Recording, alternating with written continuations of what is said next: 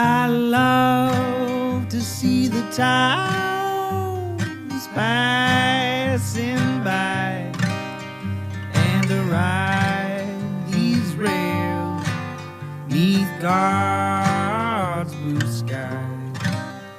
Let me travel this land from the mountains to the sea, 'cause that's the life I believe He meant for me. And when I'm gone and at my grave you stand, say God called home your rambling man.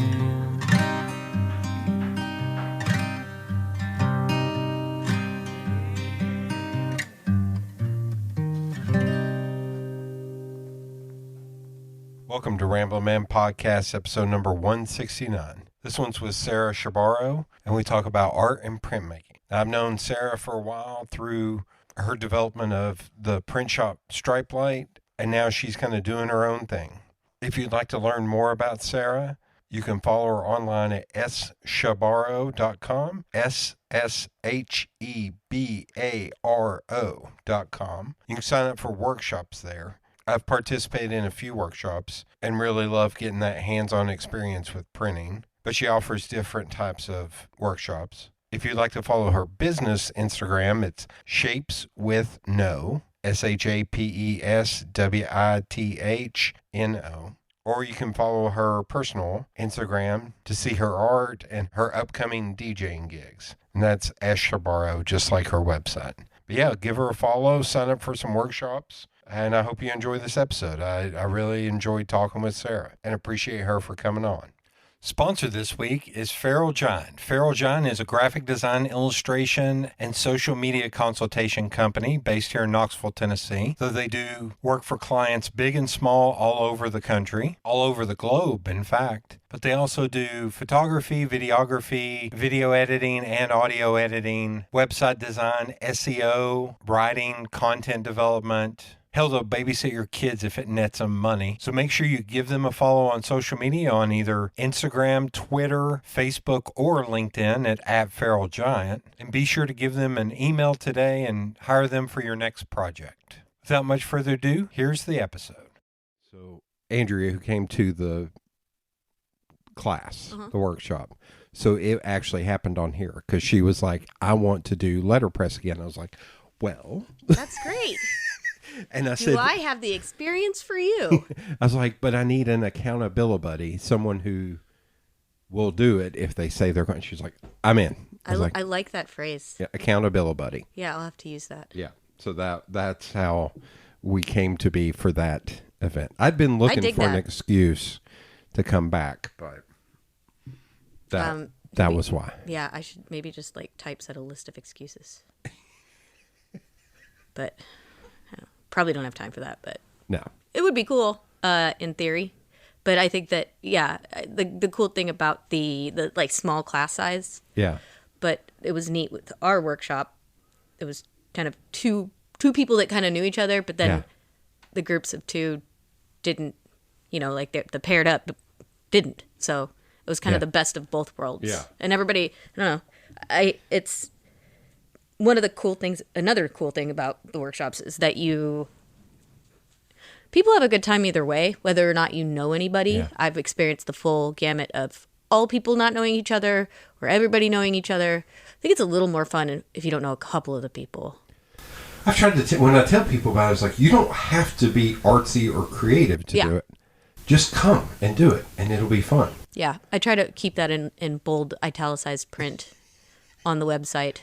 It's like, you don't have to have a previous printmaking or graphic design or art experience to enjoy this thing. Hell, I am, and I still sat there and looked at my blank piece of paper and was like, what the hell do I do now? I knew it was coming, and I still... Well, that's kind of the role of the creative experience in that, nudging people with prompts. Yeah. Instead of being like, we're going to make this caterpillar from A to Z, It's more of a, here's the format, here's what could fit in it, here are these options, and,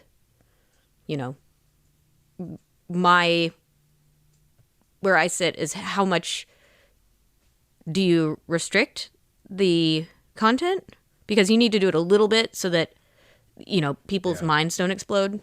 At least that's how I feel. But I'm not interested in a canned experience. So no, so like for example, I do a modular lino cut fabric printing workshop, and the big things that most participants have big question marks in their minds or apprehension is, one, I've got to cut this thing. It's got to be a recognizable thing that I've got to cut out of this stuff, and I have no idea what I'm doing.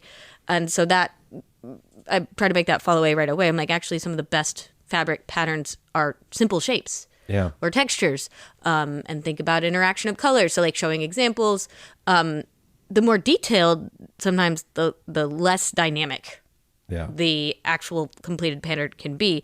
So just kind of like breaking down those initial barriers is really important, so that, and the time restriction, like you have an hour to typeset, you have an hour to cut your tools. But the other one is, it's like,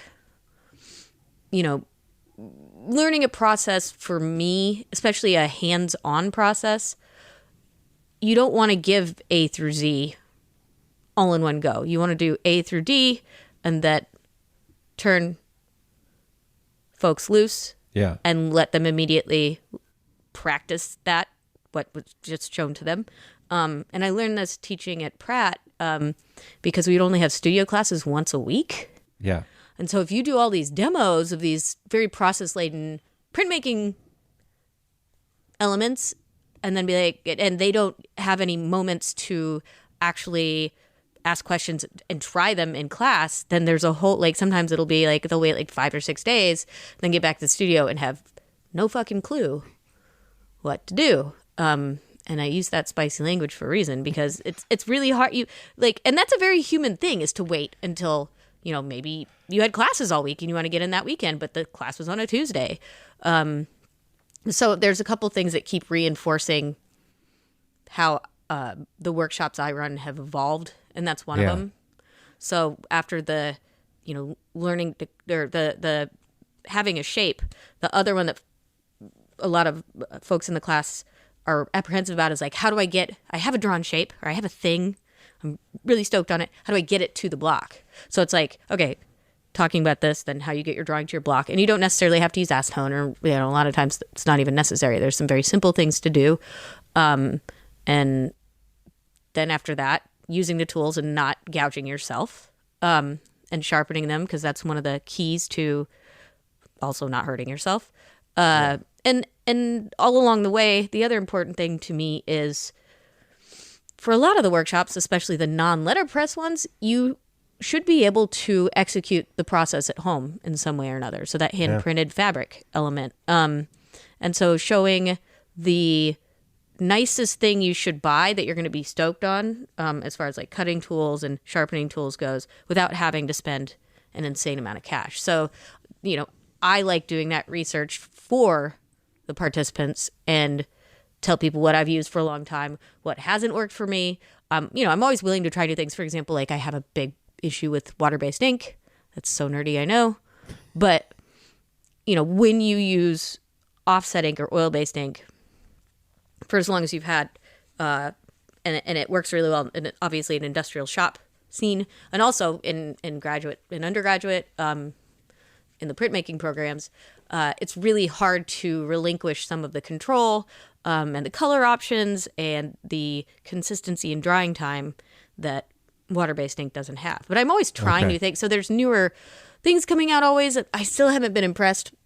Like, I've been blown out of the water. Daniel Smith used to make a really great ink, and it's no longer a water-based ink. And there's a couple in the UK that I think are pretty good. But, there's certain things that I'm like, I tried it with water-based ink, and not all these processes. But yes, you can hand print on fabric with this material and water-based ink, and here's how you do it, But unfortunately, I don't have time for all of that. It's got to be, in some ways you do have to pick and really kind of execute and stay on task. But for the most part, it's really wonderful. So you do all this work and kind of planning and troubleshooting. And of course, sometimes things happen, like I had one extra person show up for a workshop that was already full. And I'm like, well, shit, let's see how this goes, but yeah. So over time, I love that sweet spot where it's like I teaching, right now I think I'm in like 3 or 4 a month sweet spot teaching them. And it, I'm still excited to do it. It's a variety of things, but it's also things that I've run before, so in this really wonderful moment of really being stoked on what people are making and how everybody's experiences is a little bit different. Yeah. I mean, that's something that is definitely, as an instructor, is a benefit to me because, a lot of times, and we've talked about this, when your job is creative and you rely on that for your own sustenance, like your survival, it can sometimes be very restricting and stressful.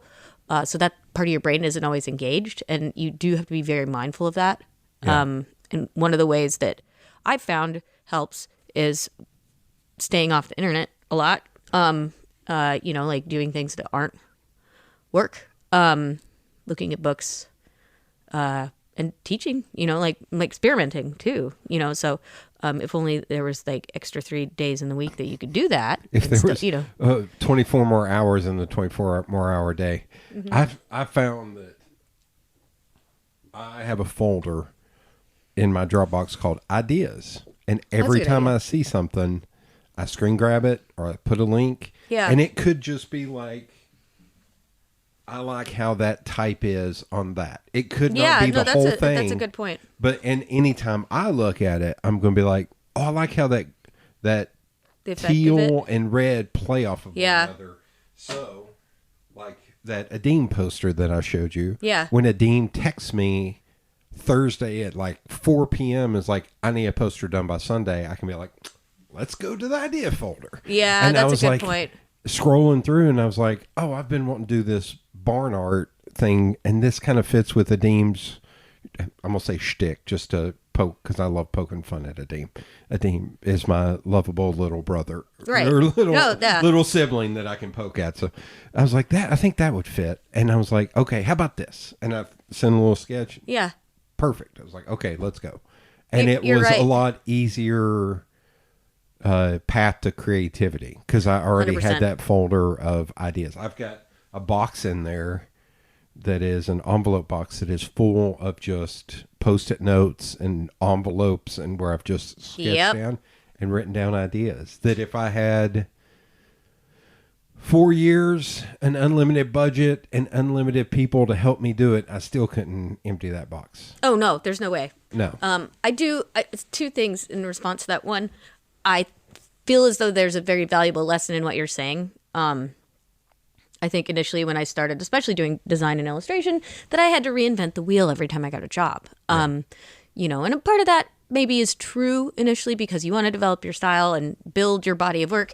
And it's not saying that I'm regurgitating completely, but you can absolutely create a base of whether it be drawings or like ideas, like some sort of like resource, not a resource manual, but like several different, like I have something similar to that. I should organize it a little bit better, like you're saying, digitally. Yeah. And then I have these binders that I keep. I have like maybe, I started them in New York when I lived there. I have probably 3 or 4 of them full, but they are the plastic sleeves, right? The 2-sided plastic. Slide in advertisements and candy wrappers and notes that people have written me and weird photos and like just things that have been picked up over the years, or things like a drawing that I made that never really came to anything, but I was like, maybe someday it'll like sneak out of me, or like photocopies that have kind of a neat nuance, like anything, like a folded piece of paper. I don't know, like just things that it helps me satisfy the hoarder tendencies, but keep it all compacted. But it also is a wonderful source for me for ideas, because I've always struggled with, for example, you say that color combo. Once my work goes into the digital, I found myself really like piling on the imposter syndrome with myself. Okay.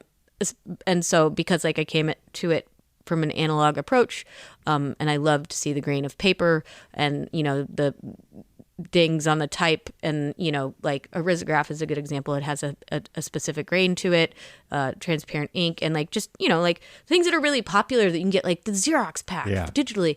Those are things that I've always gravitated towards. And so being able to flip open that book, pull something out and scan it high res is really, kind of important to me. So that's when I guess I would call it like working smart, not hard.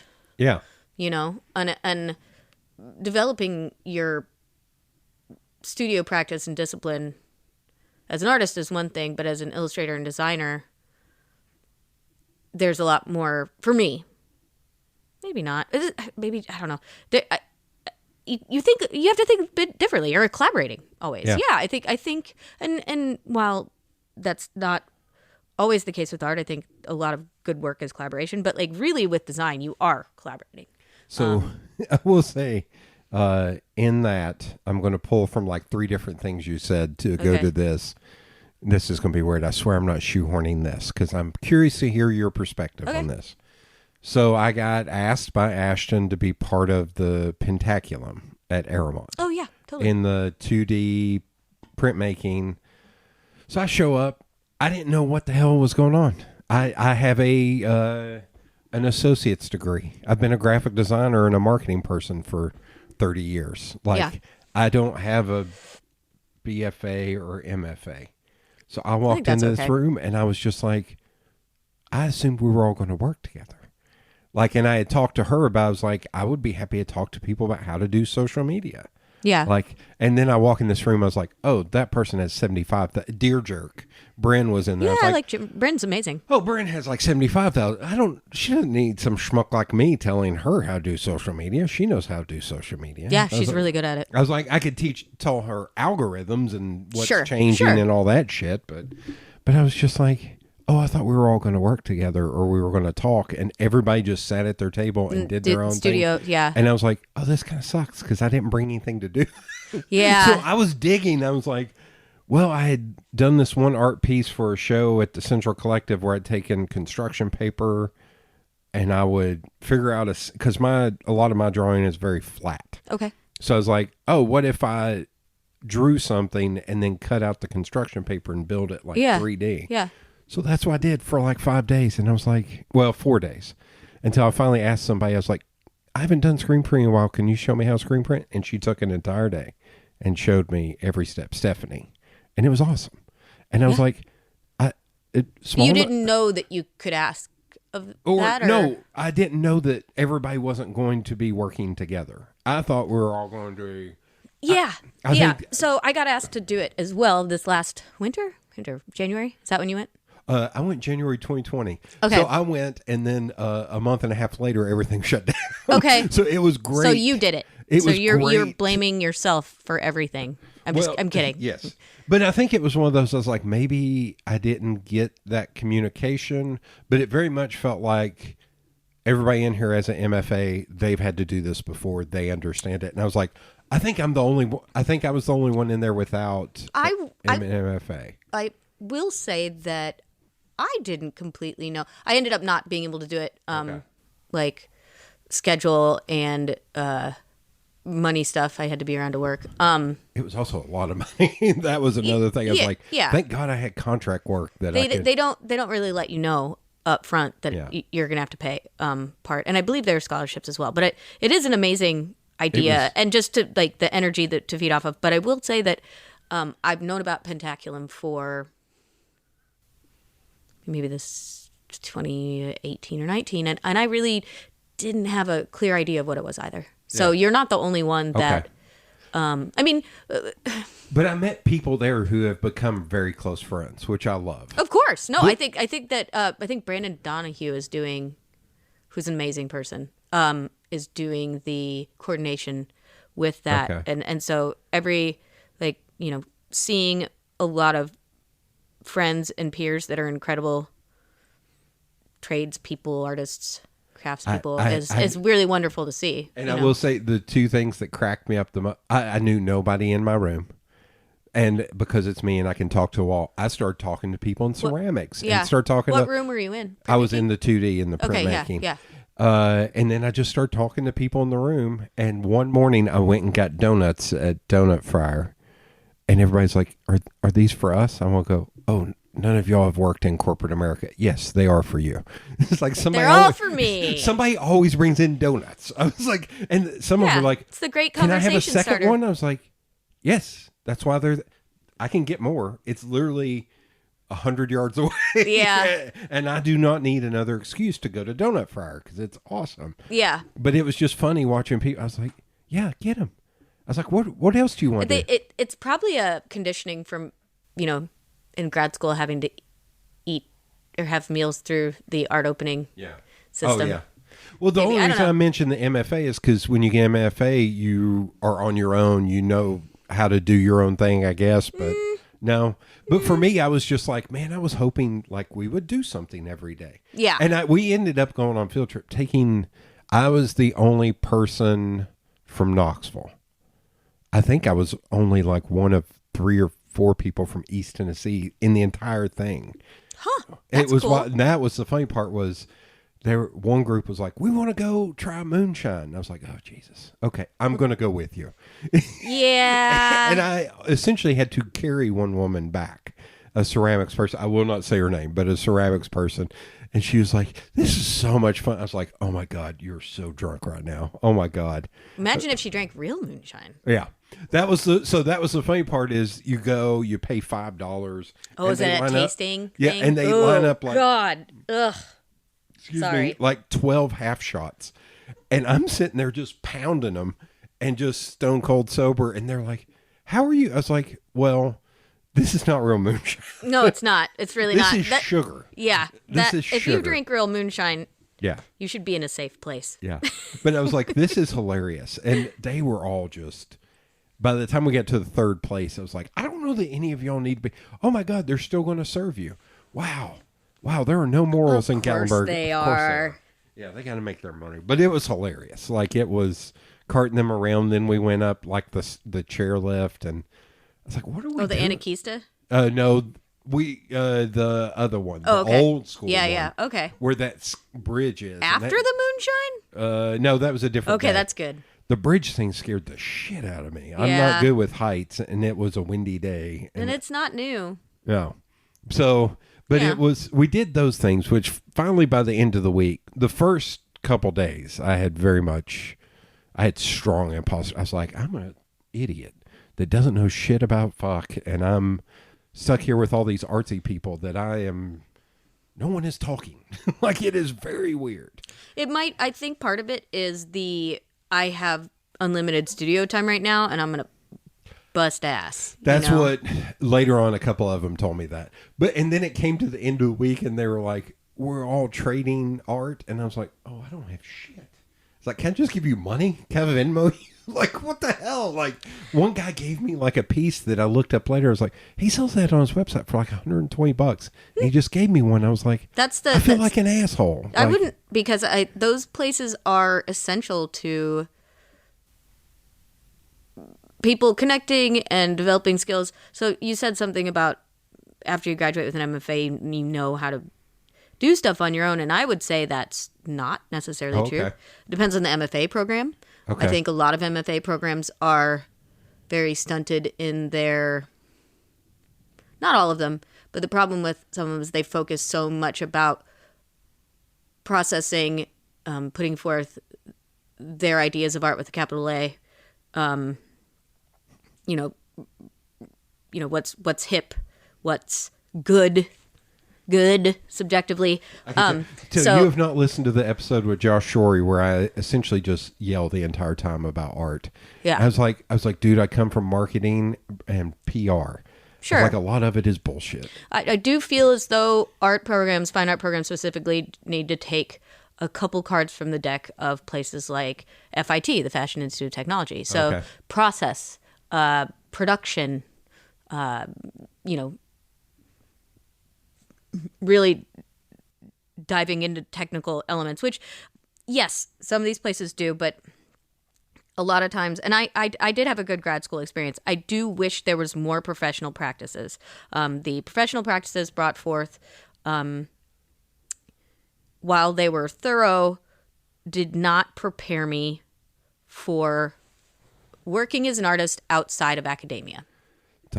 So my biggest thing right now is I think everybody who goes to college, no matter what they are majoring in, should take business classes. Yeah. And marketing classes. Yeah. Because you never know, even if you're going to a trade school to become a plumber. Sure. You don't know, are you going to have to go out on your own? Pitch yourself eventually, whether it be to get a job. Yeah.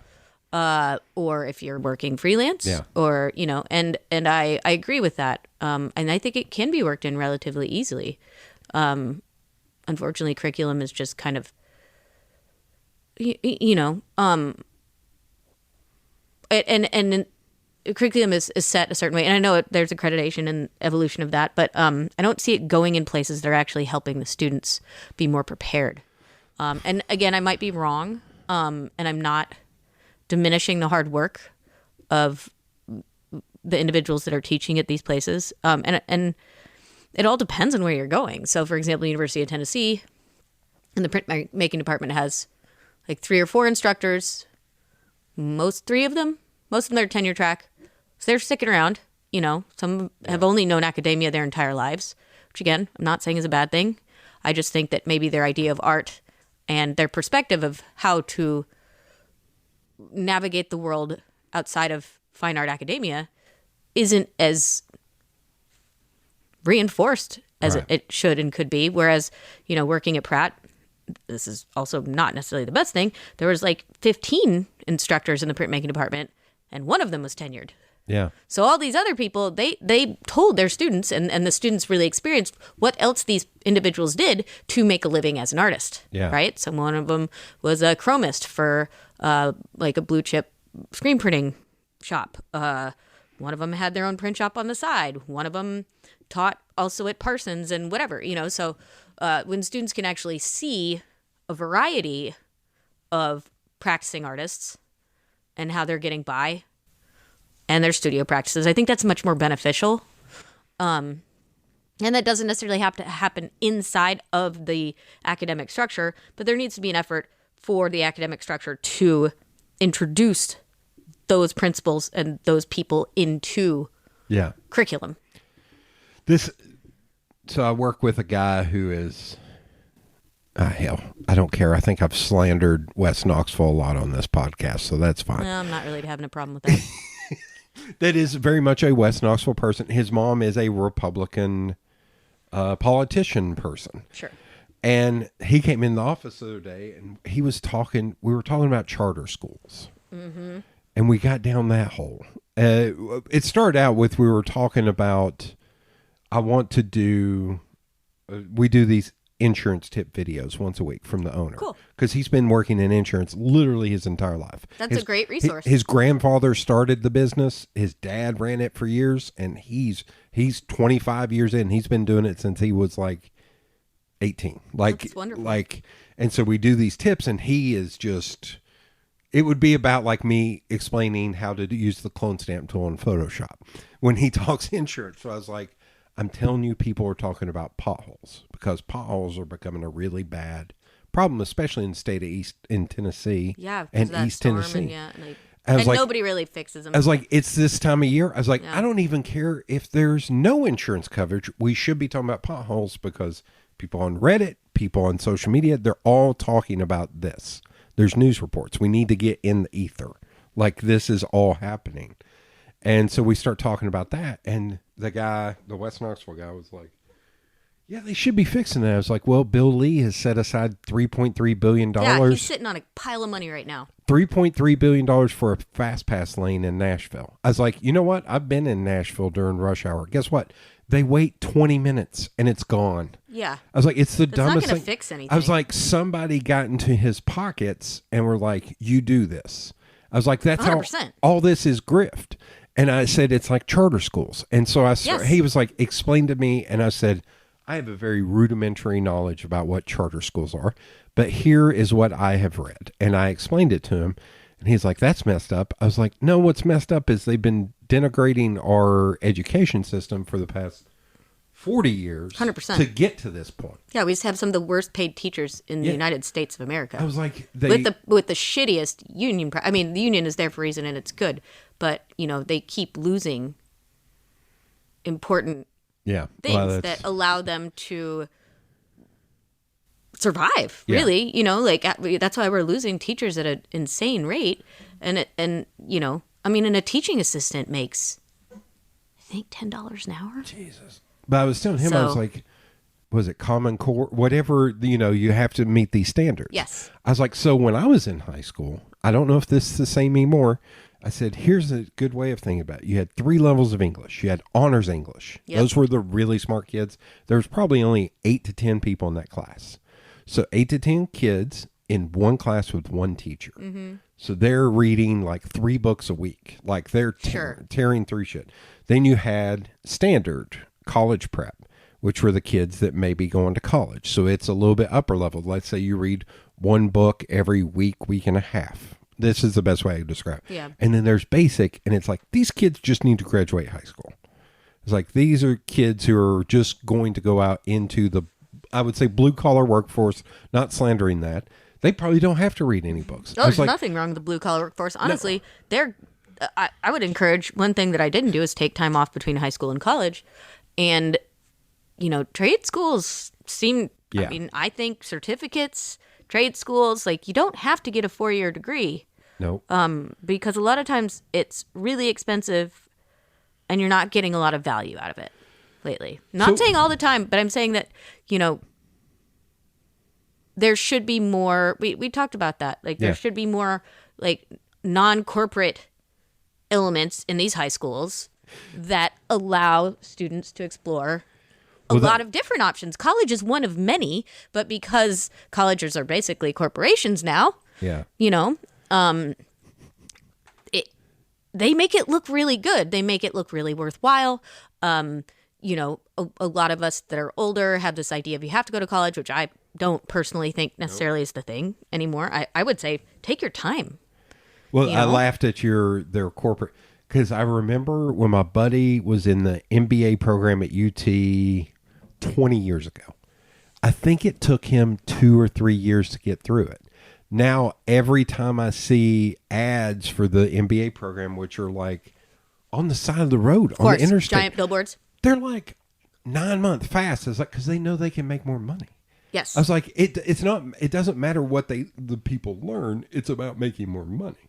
Oh, that's why their enrollment is always hiked up. That's why we have a housing crisis, So the thing I told the guy is, I don't know if they have those 3 levels anymore. I was like, but they're you have to meet these standards. I was like, some kids don't want to meet those standards. They just want to graduate high school. They don't learn like that. That's not how they learn. Yes. So I said, what you should be doing, instead of forcing people to hit these standards, I was like, there should be more vocational schools in town. And you should be able to send your kids that. Because when I went to Fulton, it was a vocational school. Yeah. It was print shop. It was upholstery. It was woodworking. It was electrical, auto mechanics.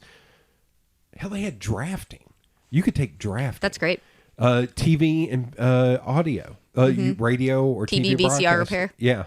Now they have like an HVAC class, which is great. Sure. But it's because those kids are going to come out of high school making $32 an hour probably. And the work is there. But I was like, I was telling the guy from West North, I was like, but there needs to be theater.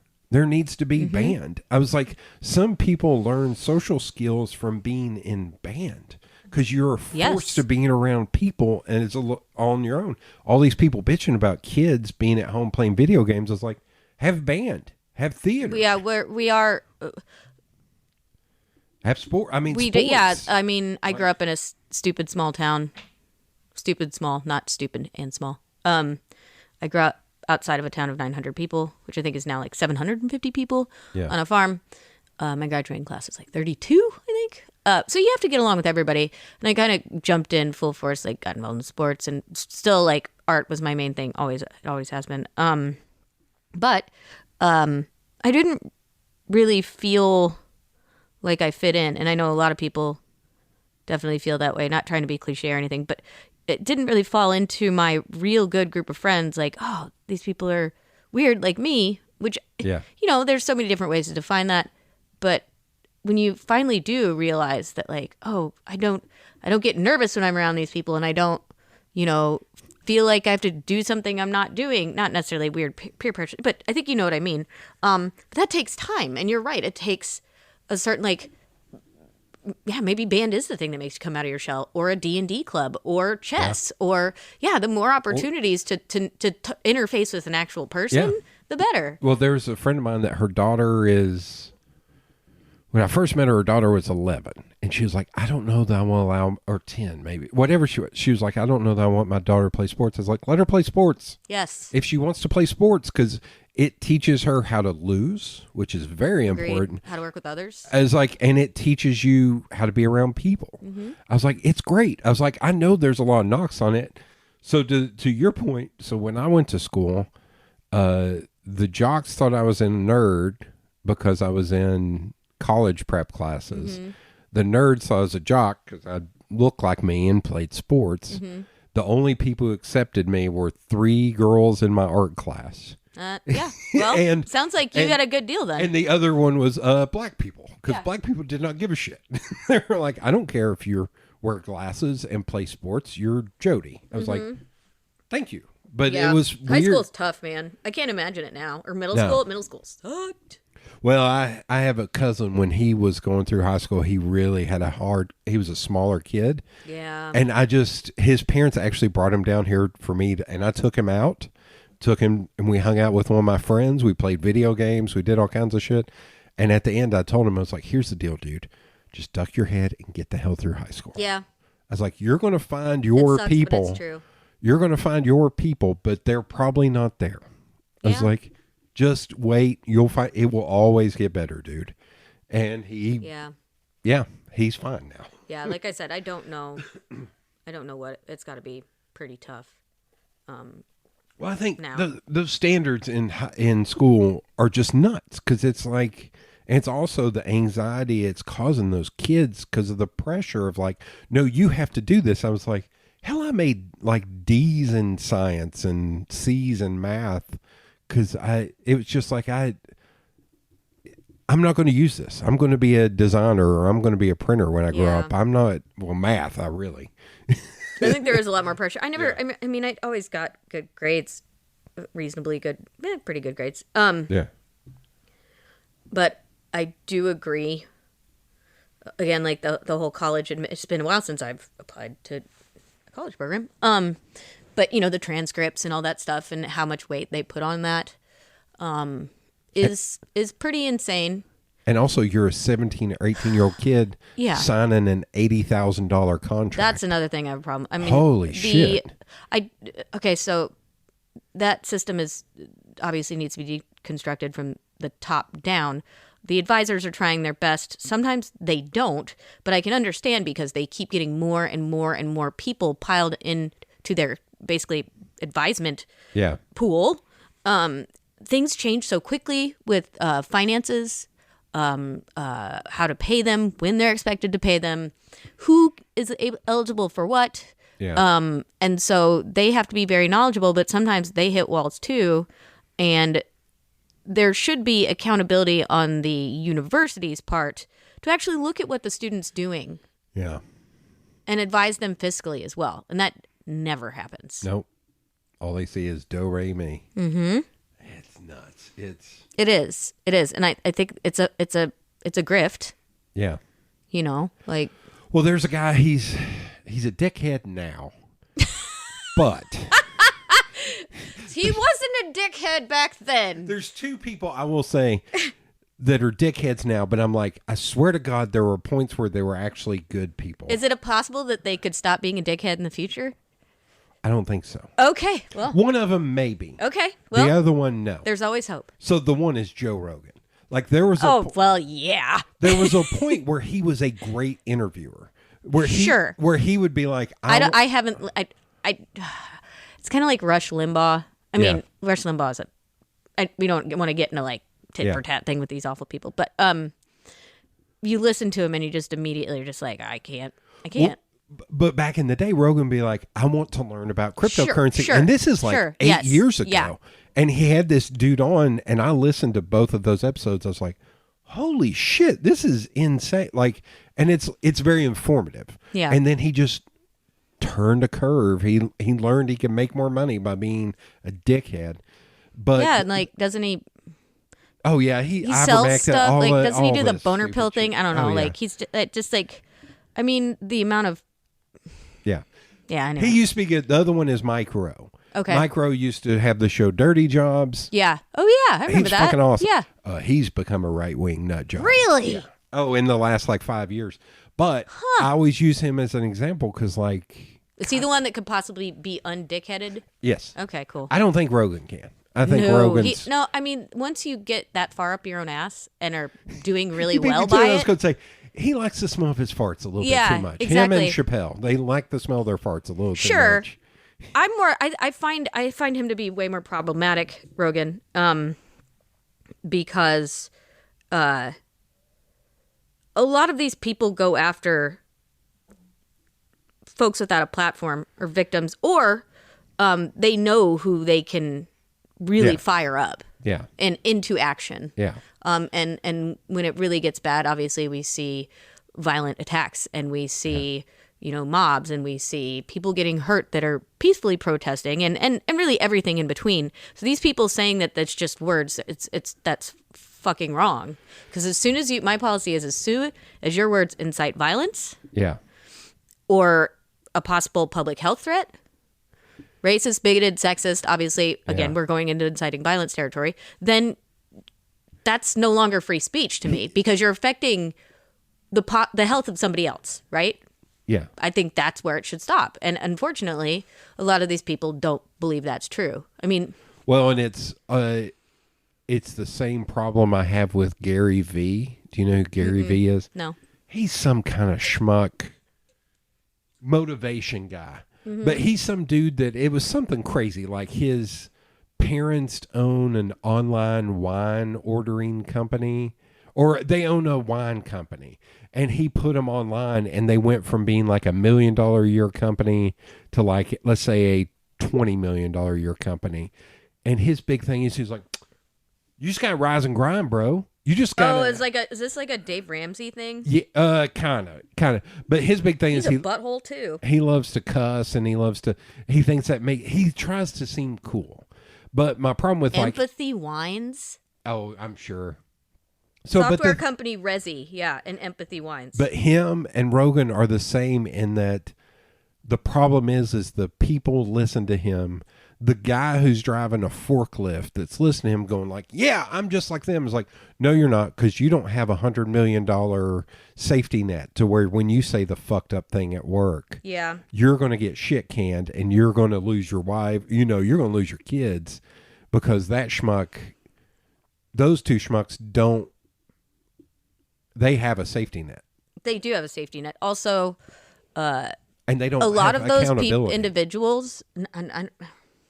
Joe Rogan. I always think of Larry the Cable Guy. Yeah. Dumbed himself down. On the flip side, Larry the Cable Guy, apparently one of the nicest human beings on the planet. That's cool. Tips the shit. Like always carries cash on him. That's good to tip know. the shit out of everybody, and has given like Ron White was on some podcast talking about. He's like, oh, like University of Nebraska, their hospital has many wings. Hundreds of millions of dollars that Larry the Cable Guy has given or raised money for them, like cancer treatment centers and shit. It's like, and he never talks about it. I was like, that's what you want right there. That's true. Good point. So I feel like kind of an asshole saying this, but no, I always was bothered that. Well, no, I mean, there's a very famous discourse between him and David Cross, and so kind of firing back and forth. And in a way, they're both doing it in their persona. I mean, David Cross's humor is about, it's not always very PC. And Larry the Cable Guy, what bothers me is that he utilized that trope of a redneck. He's a well-educated man. Yeah. And he, put on an accent and, the shtick. Yeah. And just raked it in. Now, hearing that he has been, putting his money in great places, that's awesome. So I don't write shit, but I always think about like people like Joe Rogan, people like Alex Jones. Ugh. Yeah. How much is that per? Well, I suppose after you take so many pills, you kind of get angry real easy. But you know, like, well, Chappelle now with the trans thing, it's just like, oh yeah, it's an interesting thing to know about Chappelle in that he grew up middle class. Sure. It's white people who think black people, everyone grew up in the hood, and it's like, no, he grew up middle class. He grew up with teachers as parents, and right, but he still grew up a minority. He did grow up a minority. Like, he still know what it's like to be treated like shit. But him and Rogan both have been famous since they were like 18 or 19. Sure. So they have had a lot of years of no one telling them no. Yeah. And so someone tells them no, and they do not know how to react to that. And they lash out and end up being piles of shit. Yeah, I don't understand the trans thing, the what's her nuts? J.K. Rowling? Oh, J.K. Rowling. Oh, God knows. Like, I don't understand why people have to use their platforms. If you don't have anything good to say, don't say it all, I guess, maybe. Yeah. It's like, what are they doing to you? These people just want to live their lives, and they would like to be loved and treated with respect, just like everybody else. Yeah. What's the fucking problem? Yeah. Why do you have to fire other people up? Again, I don't think that's freedom of speech. Because, again, it's always, for me, it's those people are living up here, and the people they're firing up are, like, just barely making it day to day. They also don't have the perspective of probably knowing someone that's transgender or has struggled to come out. There's a lot of people in the trans world going, Chappelle sounds like he was scorned by a trans woman. It could be. Because there was a word that somebody used that was a trans person on Twitter. I just started laughing my ass off because it was like a hurt John or something like that. I was like, oh my God, that's I mean, you know, the people that seem to quote unquote fall from grace by having escapades in bathrooms. Yeah. Or whatever. I don't give a shit what any of these. They're allowed to do what they want, but when the politicians that do that shit are also disparaging and inciting violence amongst people that just are trying to live their goddamn lives, then we got a fucking problem. And that's been happening for a long time. I really am swearing a lot, but that's okay. Well, I'll go back to Micro. So here's a positive back in the day. So this is like, let's say 14 years ago. Let's say 2010. He went before the House and tried to get the government to fund a public PR campaign to get kids to go into trades instead of college. Who? Mike Rowe, the Dirty Jobs guy. Yeah, and he was like, great. Kids, and he used to, he had an apartment in New York, and he was like, I had a problem with my faucet. I didn't know how to fix it. A plumber had to come in, and it was almost as much as my rent was per month. And he was like, it's going to hit a point where it will be as much because a lot of these people are dying out. Oh, there's so many. I mean, letterpress is one of them. Obviously, you're not going to call somebody over to fix their press, their house is leaking, or their whatever. You know what I'm talking about. But I loved his point. And there are a lot of trades like that. He kept going back, and it was funny watching him. The first time he went, he wore a suit and tie. He is not a suit and tie guy. The next time he went, he was like sport coat, no tie. The last time I saw him when he did it, he was almost wearing like a polo shirt and damn near shorts because he was like, I keep trying to tell you all. Yeah. And they would not, they laughed. They're like, oh, look, the famous guy's here. And he was just like, no, that's not why I'm here. Yeah. I'm here because we should be doing this. And that's why I say he may be able to be saved. Yeah. Because it's like, there should be trades, pushing. The couple that owns Crown Upholstery, their dream is to get kids from high school, start teaching kids upholstery in high school. That's great.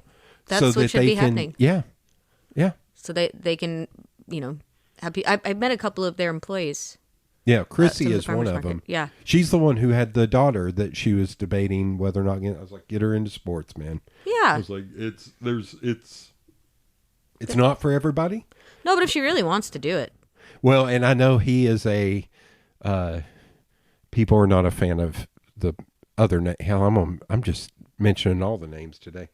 But when I worked at PetSafe for Randy Boyd, one of his markers, one of the things he had almost painted on the wall was try a lot of things, keep what works.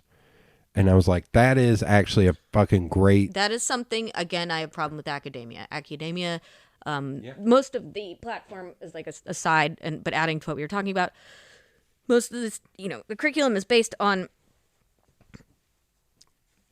lectures and or labs and process, and really does not encourage experimentation and taking chances and the fact that you're going to fail sometimes, which in turn does nothing to foster creativity. And I think that's one thing that or problem solving, problem solving, because it is interdisciplinary. I worked for a place that I'm not going to mention, maybe a little later, but I worked for a school that had a no double dipping policy. Okay. Which means that you cannot, which in some ways is good. So you cannot create an assignment or create body or turn something in that you've turned in another class, which I say, all right, cool. But aren't we trying to encourage melding interests and disciplines together? Because that's really where we find ingenuity a lot of times. And so I'm like, but what if the person talks with the instructor and because I always had an extra credit project usually, because things happen. People drop the ball. There should always be. So a lot of times it was like, okay, I'm doing this interesting thing in this class, and this is interesting to me here. Can I put those two? I was like, absolutely.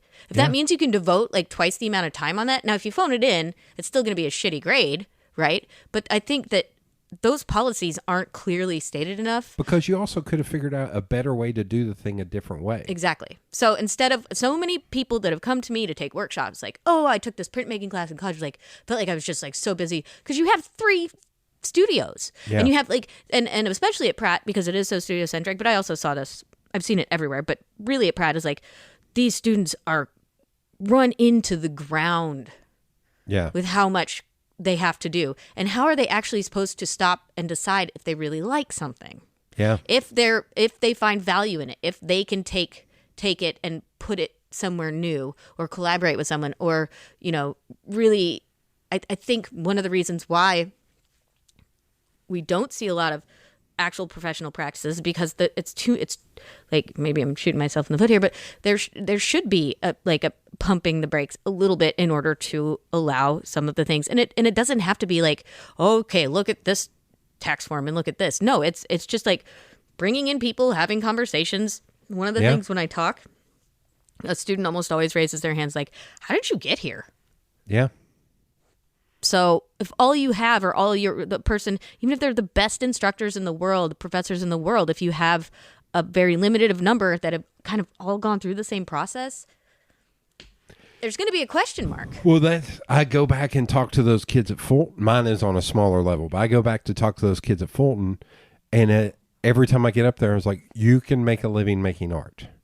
Like and you can. And so what I say to them is, I know what I look like. I was like, because I would wear pants and, be more professional. I was like, but I also grew up here. I was like, I went here. When I went here, guns were prevalent and gangs, and it was very rough. It was a lot rougher than it is now. I was like, but you can do it.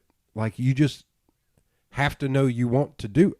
Like, because I was talking about. I think you have to be okay with. Here's the main thing, and it's something very easy for me to say. Always difficult in practice. Not always difficult in practice, but difficult in practice. And a lot of people, I think, in creative field, any field, when you're just getting started, be cool with writing an email. Be cool with stopping by. Hell, pick up the phone if they have their phone number. Sometimes, if I'm doing a freelance project, and I know the email is going to be back and forth another 10 times, or I could pick up the phone and expedite it, unless it's something that I need to have in writing all the time, which sometimes happens. I pick up the phone. Right? That doesn't always happen. That's not always a possibility. Some people aren't comfortable with that. Maybe ask. But like writing an email that is courteous and respectful of one's time that you're writing to, and mindful. So don't walk into a print shop and be like, I love printmaking. I'm taking all these printmaking classes. This is such a great screen printing shop. So you didn't need to look around to make sure that this is, we also have an award for like runner-up screen printing shop in Knoxville at Stripe Polite, which that's really funny. I actually framed that certificate. That's hilarious. Isn't it though? I not to one up you, but one year in blank, I'm gonna go ahead and name it. Rusty, if you listen, you can come at me, but The number one graphic designer in town was a small agency that all of their design came from Fiverr. Oh, Lord. And they were number one because they got the most votes on social media. That's all it took.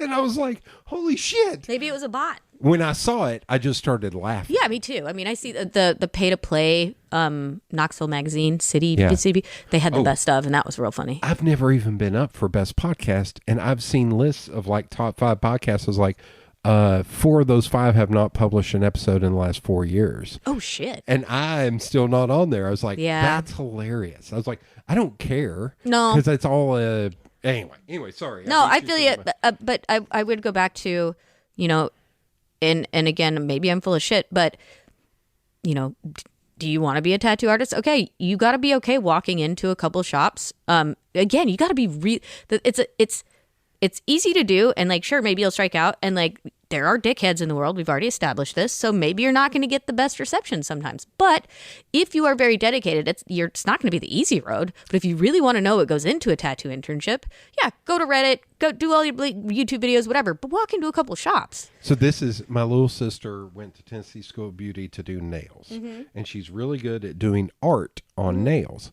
Like, she did like a full scene from like Super Mario Brothers on nails. I was like, what the fuck? I love watching that stuff. It's like Valium. So she got out, she graduated, got her certificate, and I took her out and I was like, here's the deal. Because she's 11 and a half years younger than me. Oh, yeah. Yeah, I was like, here's the deal. Get a job. Find someplace, get a job. I was like, you're going to eat shit for a year. Who cares? Yeah, at the end of that year, you work your way up. In the end of that year, you have a year of working somewhere on your resume. That's you go really, to the next. yeah. I was like, just keep building, and Yep. you'll finally get to a point to where you don't have to eat shit anymore. I was Well, like, sometimes you do. yeah, but I was like, Yes, I agree. it's like, just eat shit. You just need that year on your resume. That's all that matters. Mm-hmm. I was like, and you're going to be okay. And she gave it up because she couldn't take it. And I was like, all right. What does she do now? Nothing. Like, it's a sad thing to say, but she does nothing. And I have tried. I mean, I will say, and we talked about this, when you do what you love, especially on your own, there's for me, a lot of anxiety and fear and doubt. I don't doubt that I'm able to do these things, but I definitely feel the wheels turning harder, maybe without enough oil. Yeah. It's a kind of thing where, you know, I do miss getting a steady paycheck for coming in, doing a good job, liking the people I work with and leaving. That's another thing I will say. When you're freelance, of course, you're always meeting with people and doing stuff, but having a network of people is something that I don't have, that I won't always do freelance because I won't be able to do this forever. And I think you're right. There needs to be a balance. And I know that I need kind of a network or a foundation to be happy, a social foundation to be happy. And I have a lot of wonderful friends and a lot of creative, wonderful friends and a lot of supportive, wonderful friends. But if you can't, it's just amount of like, I love what I do and I work really hard, but like, how long can I do this kind of thing? And I think you had mentioned like how rough it was too. Oh yeah. Pandemic. It is. Even leading up to the pandemic, it was already starting to get, I was lucky that there at the end, I had like 3 contracts that were very good. Yeah. And that's what like kept me afloat. And then the pandemic happened and I lost 2 of them. They were about to start and they were like, we're just not going to start these because we don't know where the economy is going to go. I definitely had a lot of teaching gigs fall through. And then had a 3rd contract.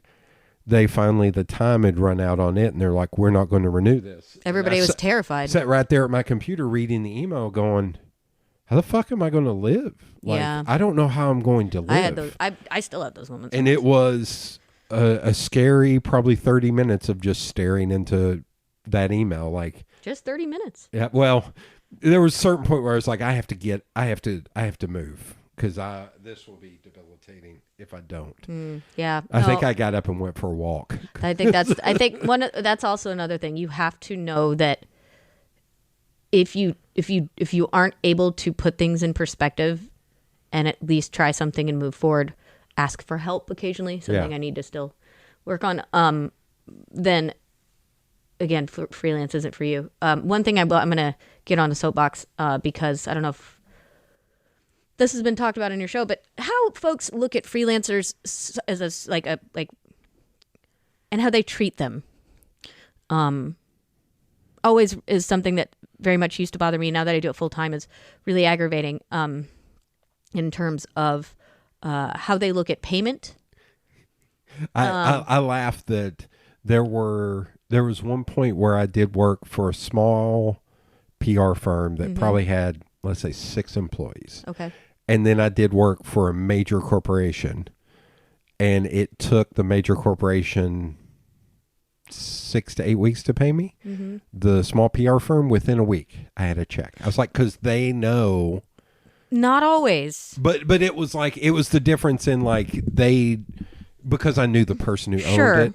I was like, oh, she understands that. Yeah. And I will say I most of the work I do is for local businesses. And I need to really update my website so that I can get that non-Knoxville money. That will be in hour 4 of me fussing at you, being like, I'm happy to help whatever I need to do. Okay. I have always. I will take you up on that. Like, if you need, I will say sorry, this is a little thing, and I do not want us to get bogged down on this. No. Fucking social media is sucking balls now. It is I agree. Terrible. But you do good, or you have been, with like email. Email is never going away. Yeah. Because it is consistent, and I heard a marketing person say this a long time ago. It's not about getting a sale every email. It's being in people's minds. So that's a good point. That 4 months from now, they're like, hey, I want to do something. Yeah. Oh yeah. I've been getting these emails about workshops, and let's do that. Yeah. That's what email is. You don't have to reinvent the wheel or create a bunch of content. You can just post some pictures of workshops and be like, this is going up, which is actually something I have in my drafts folder right now. Yeah.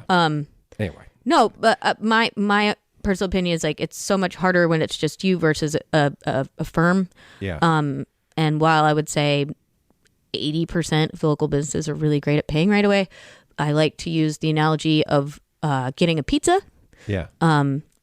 When I start a job, I need half of the balance down, especially when materials are involved. And I feel like the more I'm reading about deliverables and like finishing projects, a lot of folks now recommend that you get that second half of the deposit before you give them the finished thing. So I will say, for like website design, it's always, my big thing is listing out deliverables and timetable. Like, here is this, here's how long it takes, here's the benchmarks I have to make, here's the benchmarks you have to make. Yeah, in the project brief. Yeah. That's kind of how I do it. I need half up front. Yep. And before we turn the website on, you're going to pay me that second half before I turn that website on. Yeah, I need to do that. And so it's almost, for you, it'd be like, before I hand you the stuff, you better be standing there with a check. Because the pizza's already been eaten. Yeah, yeah. Is what I'm saying. And I know that it's not, they're not trying to, it's not intentional. It's the same thing as like, with workshops. If I don't have enough people in a workshop, like I email, move people if I have to, but if it's under 2, it doesn't really make sense for me money-wise and effort-wise to do it, and people have been really respectful of that. But then sometimes I get people like 11 at night being like, hey, is this workshop still offered? Yeah. And I've already taken it down. Like, and I have all my little rules, whatever. Yeah. But it's, the value of time, and I've also learned that like I don't charge an hourly rate. I mean, I do in some ways. I always look at it. So I look at standard labor, variable labor, and materials, consumables kind of thing.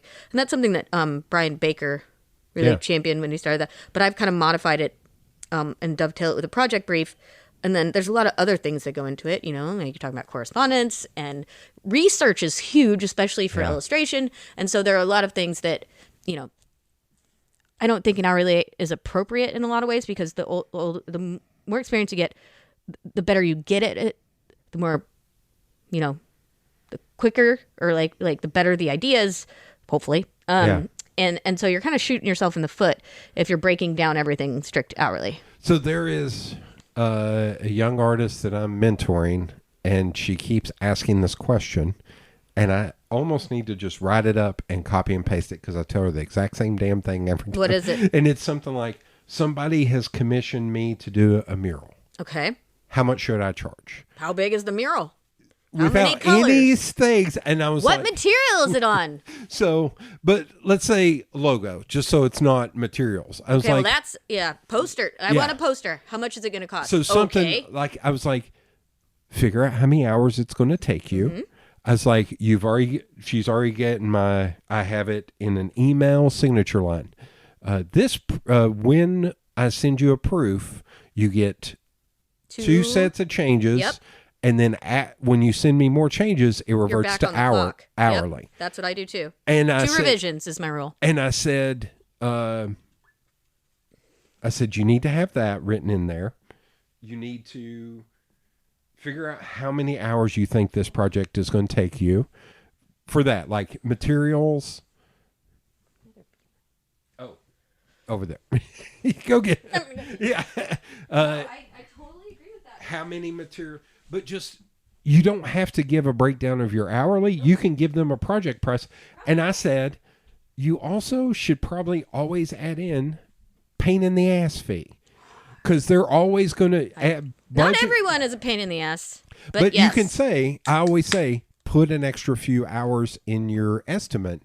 Because at the end of the day, you can tell them, hey, this was just an estimate. This was easy to work on. It is $100 cheaper than I absolutely originally. Yes, absolutely yes. And I was also like, there's also like hidden, like it's always easier to knock it back than it is to be like, oh no, we didn't factor in for this consumable or this thing. Like you really do want to. I keep a log of everything that I printing, and I'm doing better about design now too. So when I run into problems, I can look back and troubleshoot. Like. Yeah. Whether it be Illustrator or Photoshop, but the big one with like printing and letterpress, like these colors working together using this ink additive and this, or issues I ran into with this size of a polymer plate, so that I can look back at especially if I have reoccurring jobs. So I do like some pretty cool jobs with their annual. So every year I do, like whether it's a diploma or whatever. Yeah. And I really do enjoy that, but it should be faster every year to do it. Yeah. And so write down how much mag you're putting in your ink, and, what kind of, like, look at your files and really, making your Illustrator files so that they're easy to resubmit and edit.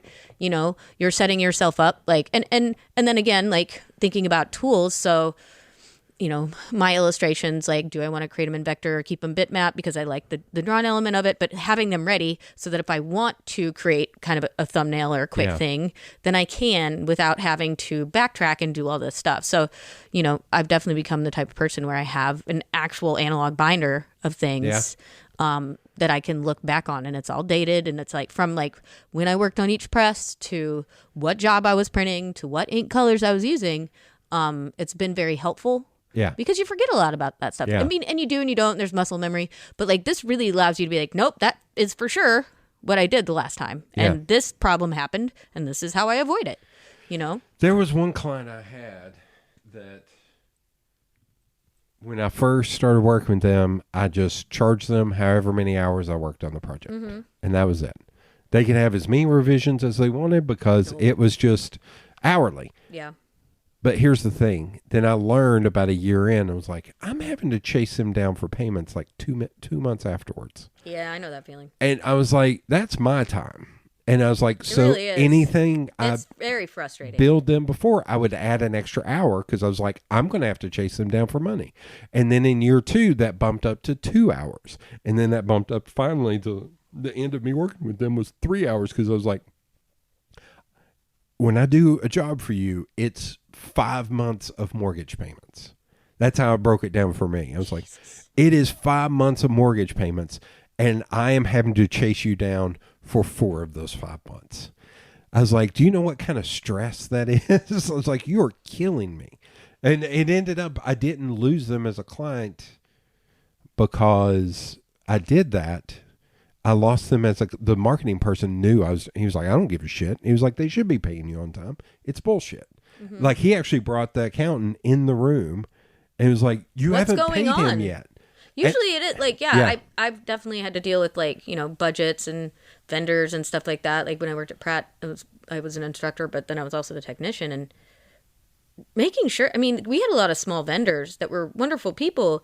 But when I got in there, the last person wasn't really good about following up with accounts receivable and payable. And I had a lot of vendors that are like, we're not selling to you. We're 4 months behind, 6 months behind. I'm like, oh my God, I'm so, like, I will fix it. I will expedite all this stuff. And it took like a month or two to untangle it, which is kind of detrimental because a lot of these things you can't get anywhere else. Yeah.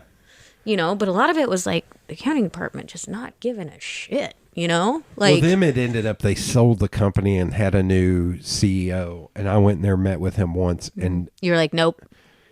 He had bedazzled jeans on, and he was like a 60-year-old man wearing bedazzled. See, I could see that going the other way. Both ways. I could see it being amazing. It was very much like, your wife bought you those jeans, dude. You are an old redneck dude, and you're wearing.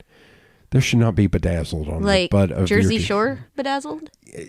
Gatlinburg, kind of, with I got you. I was like, oh God, no. You're trying to look cool, and you're 60, and no. And it ended up being more of the marketing guy finally had it, and he was like, I'm not working for this dude anymore. I'm gone. Sorry. How long? I will tell them to work with you, but... Do you want to? I'm good with that. And then they just never called me anymore. I was like, I'm good with that. That's fine. Yeah. They were a pain in the ass anyway. But you had mentioned growing up in a small town. Where did you originally grow up? Shaler, Iowa. Iowa. Northwestern Iowa, yeah. Wrestlers. Yeah. I didn't. Yeah. I went to the University of Iowa, yes. Okay. What did your folks do? My mom initially was a CPA, and then she got sick of that shit, and she went back to law school when I was in... Holy crap. 7th or 8th grade. She's been a lawyer ever since. Oh, my God. A lot of workers' comp stuff. And then my stepfather is a farmer. Who's basically my dad. My real dad has been in the Army, but retired now. Do you have brothers and sisters? Oh, God. Where do I start? Oldest stepbrother. God, I hope they don't listen to this because I'm not going to remember their ages. Sean, engineer in Ames, Iowa. He is 50? Maybe. Yeah, sure. Lisa is a parole officer. She's 47, 48. Then me, and I do a little bit of everything. And then my sister Senna is my real sister. She is a jeweler. She's 43. And then my sister Emily is a photojournalist in Syracuse. She is 27. So there's a little hop there. And then Joe is starting his PhD in architecture at Princeton. Holy crap. And he is 26, I hope. The stress on that, dude. Yeah, so it's a big group. Well, I was going to ask. Christmas is fun. Were you always into art as a kid? And yes. Did your family encourage that? My mom always very much encouraged it. Always had plenty to draw and make messes with and be creative. My sister Senna and I, the one that's a jeweler, were always really arty. I'm not really sure where it came from. I think my grandmother's sister was a painter, I think. And then I have a great uncle that made these amazing ceramics. But it was just something we always did, both of us. And so, mom's like, do whatever you love. And then she's like, but you still have to make money. Yeah. So, one of the reasons she stopped being a CPA is because there was a lot of sexual harassment. She was treated like shit. She was paid garbage, and she got real fucking sick of it. And so, imagine. Yeah. Good Lord. She actually worked we live in Indianola, Iowa before we moved to Shaler. She worked for Casey's. Oh, yeah. Because it's based out of the Midwest originally. Apparently they have great pizza, and yet I'm still not having You know what? I love it because I grew up on it. There's taco pizza. Oh, okay. So run, do not walk for that. But I've had it here. It's my guilty pleasure when I go home. Yeah. But I haven't found it to be that good here yet. So is it like Tupelo Honey, where the original in Asheville was great forever? Once they started franchising, it kind of went downhill. But it's franchised everywhere in the Midwest. Okay. But it's shitty gas station pizza that's good. Does that make sense? Yeah. Yeah. So it's what kills me is they built those here, and they're like home where the world's famous Casey's Pizza, and I was like, TikTok. There's I've been to a couple here. There's one all the way out in Halls. Okay. Oh, I know where that one's at. Because I was curious. And then there's one down Sevier, and then you go towards the river, down Chapman. Okay. And then you take that right before Walmart. Or no, you veer right and then take a left. Oh, and go yeah. So there's one there. They're all just way too far. But my curiosity got the best of me. And they're okay. You can get a slice, which is kind of cool, but it's not as good yet. Okay. So I'm holding out, but taco pizza is where it's at, and you can't just get a slice of that. So I'm going to kind of jump all over the place. That's fine. Because it was so small, with the older kids, was it kind of like the minute I can get out of here, I'm getting the hell out of here? Yeah. Was that kind of how it was for everybody? No. I think a handful of guys stuck around, like farmers, became farmers, raised livestock. It was definitely like, let me put it this way. I used to watch things like My So-Called Life and be like, whoa, it'd be so cool to go to a high school where I didn't know some of the people there. Because that shit did not happen in my high school. Like, I like, a lot of my friends, we get in these conversations occasionally. I'm like, how big was your class? I don't know, 300. How big was your class? I don't know, 5,000. Like, how big was your 32. So mine at Fulton, my graduating class was somewhere between 103 and 108. That's huge compared to me. But the freshman class, my senior year, was 1,200 kids. Holy shit. Like the freshmen used to be up in the balcony, and they had to bring them downstairs or do second events because there were so many kids. How many now are enrolled at Fulton? I don't know. I think it's more. I think it's a bigger, because I think Probably. They went up. Is it D1? Or I only know like. No, D1's the smallest. 3A, we were 4A. I think they went up to 4A. Okay. Yeah. But, so they're the biggest. But the funniest was when freshman football, I love telling the story because it was the last game we were playing against Farragut at Fulton, and there was one guy on our sideline. I had a broken hand that was up to like here, and I had to stay in because Curly, the kid, could not come in and play football. Why not? He would get hurt. He was. But he was on the team. But he dressed out. He was honorary team member. Yes. But then the other end was like, what was it, like Mr. Glass? What the guy that's bones break from Unbreakable? Yeah. No, name? Curly was one like, oh, don't hit me. Yeah, okay. But the other Farragut's freshman team, from the line to the line, oh Jesus, had 60, 70, 80 kids sitting on the sidelines, dressed up, not counting the people on the field. That's a lot of uniforms, and it was just like, this is insane. Yeah, that like is. We are playing. It's literally like 80 kids versus 12 kids. That's pretty wild. This is nuts. Did you get your ass kicked? Oh, yeah, we got the shit kicked. We went 0-. So my freshman year, it's so funny because they won state tournaments in football. Of course. My freshman year, we went 0-8 on the freshman team and 1-9 on the varsity team. We got the hell kicked out of us everywhere. And I was just telling one of the guys I work with is a former pro athlete, and I was telling the stories like, this still cracks me up. My junior year, we went and played sub-state somewhere, junior or senior, I can't remember. But we lost like 63-7. And it was Marion County, which is outside of Chattanooga, and we were on a bus with the screens. So we watched Hoop Dreams on the way down. It's like, this is the most depressing movie. And then we watched Major Payne, like was the other one, the one with Damon Wayans. Mm-hmm. Yeah, I remember that. But people were playing grab ass on the way back after we lost 63-7, and the coach was like, shut everything down. He's like, fuck that. You still got energy? Okay. So when we pulled back up to the school at 1 in the morning, he made everybody do wompies. Yeah, I remember. Yeah. 10 yard wham, 10 yards wham. He's like, y'all got energy. We can do this all night. How long? For a while. For probably 30 minutes. And I'm just like. At the end of the season? Yeah.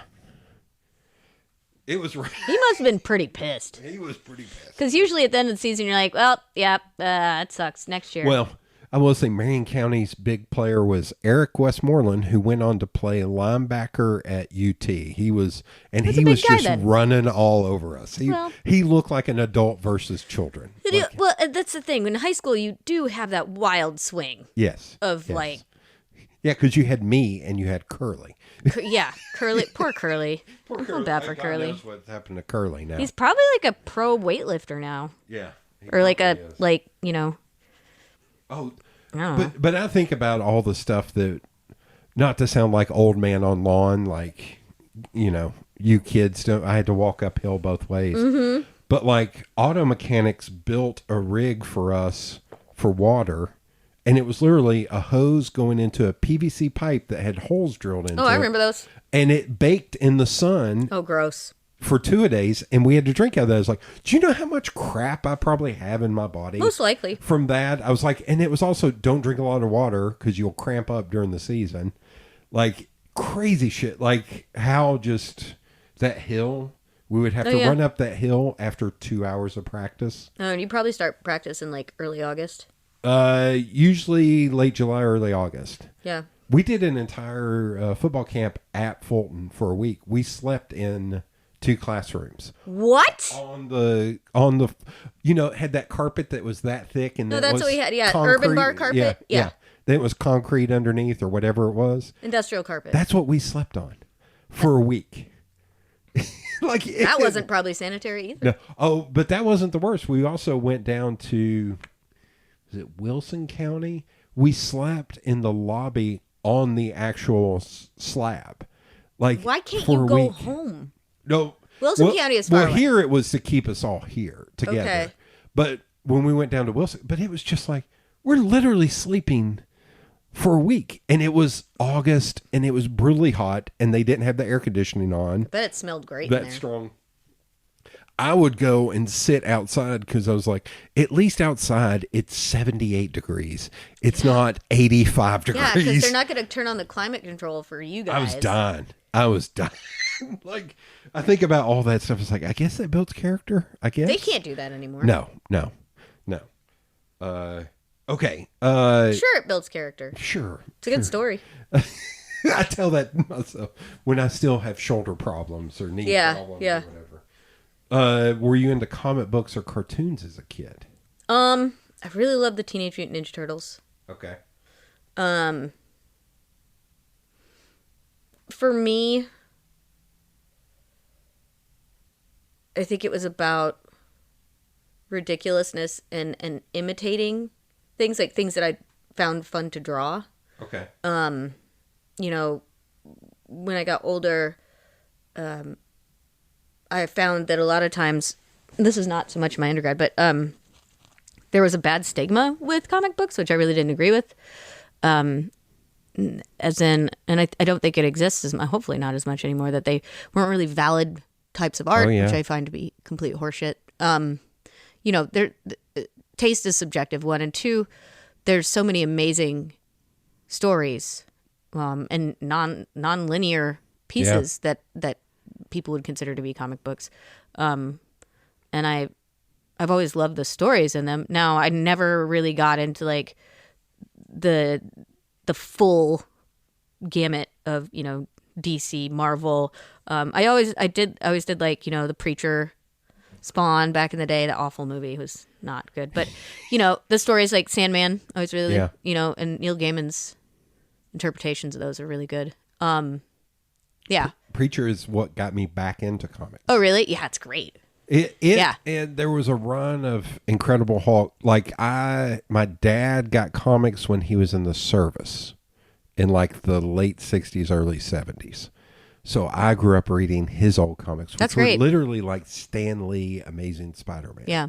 And the history of those things is really interesting too. So like talking about, there was maybe it was a 99% Invisible about the Punisher and how it became known as a kind of a, I wouldn't say, let's call it right wing, You know, like, oh yeah, so much that they've changed his logo. Yeah, because they're tired. But the creator, or the original creator of the Punisher, was like, "That's not why I did that." If you read the comic, it's he's not very that. much against that. Yeah. It's been turned into something that, you know. He had some good insights about it. I'd like to actually, thinking about that, re-listen to it, because sometimes you lose the best parts and the nuances of that story. But you know, it is kind of crazy how society likes to take and. Yeah.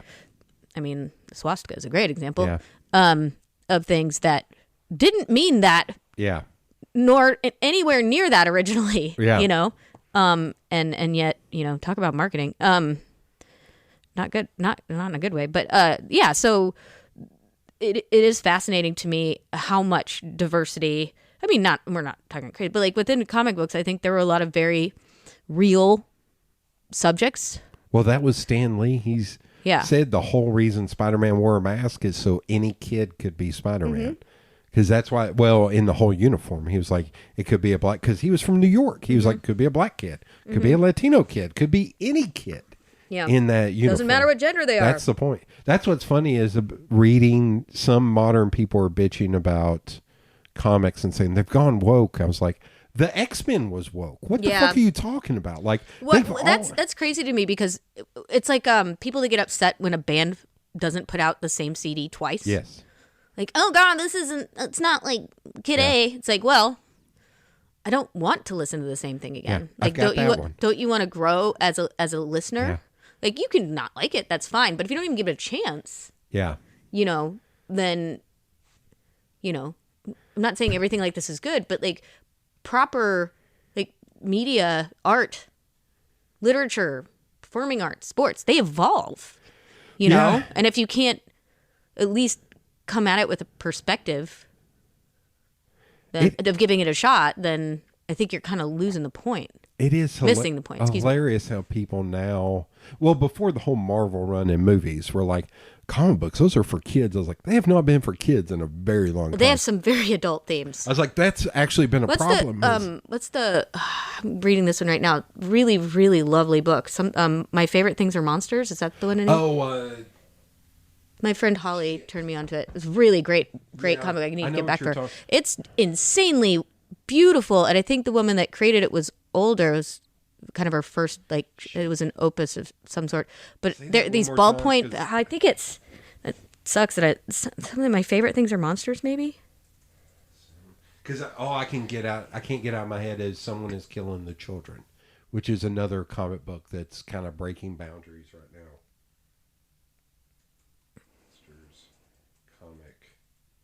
Yeah, my favorite thing is monsters.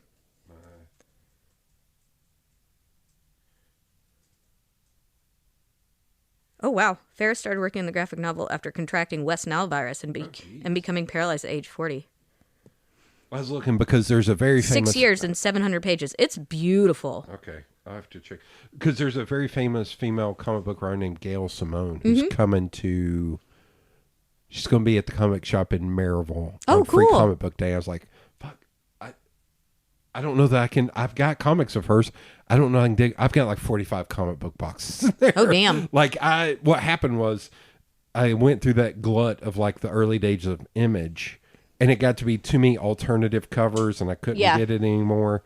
And then when I got into college, I worked at Taco Bell, not to brag, out here in Fountain City. The one over here? Fountain City. Oh, okay, cool. And one of the guys that worked in there, I was like, yeah, I used to read comics. I'm not really into... And he, the next day, brought in Preacher, the trade of the first 6 issues. He's like, sit back, and he was my manager. Sit back in the back and read this. That's like cool. On the clock. I sat there and read. Heck yeah. Sorry, Taco Bell. I'm not sorry, Taco Bell. I think Taco Bell's okay. Yeah. He'll be okay. I sat in the back and read that first trade of Preacher. And then my other buddy, Greg, was like, you also have to read this Hulk. And they had brought it back to like a human level of like almost like the TV show where it's this dude who can't stop doing like it made it less fantastical and made it more grounded. I was like, holy shit. Like both of those things got me back into comics. And then I got into them for a while and got out. And now that you can order online, I've been taking more chances on kind of crazy, weird, interesting comic books. I was like, yeah, I'm going to get back into this because it's some of the most interesting and unique storytelling. Sandman was another one that I read. I was like, holy shit. And I would reread it like every 2 years. Yeah. Preacher, I reread. I'm up to like every 4 years. I was like, I need to forget a lot of this stuff before I read it again. Yeah. But I will read it. Yeah. It's still the best comic I've ever read. The one I will give you as a recommendation. It's 4 issues. It's called Superman for All Seasons. Okay. Superman is a boring ass character. Sure. But Jeff Loeb and Tim Sale wrote and drew it, and it is 4 seasons, and it's told from the perspective of Lana Lane, Perry White, I think, and then it ends with Luther. But the colors are watercolor. This guy Bjorn Hansen or something. Okay. And it almost makes me cry every time I get to the end of it. I was like, this is a they need to just make a damn movie of this. Like, it is a beautiful. That's high praise. Heartfelt, wonderful. And my buddy Greg, he and I for 20 years have been saying, just make this as a movie. Yeah. Spend $80 million. Make this as a movie. It is heartfelt. It's for everybody. I've bought it for kids. Anytime my friends have kids, I buy the trade. And I was like, they'll get it in one level when they're a kid, and they'll understand it more when they get older. Those are in revisiting things in culture that, you know, you really thought were the greatest things ever.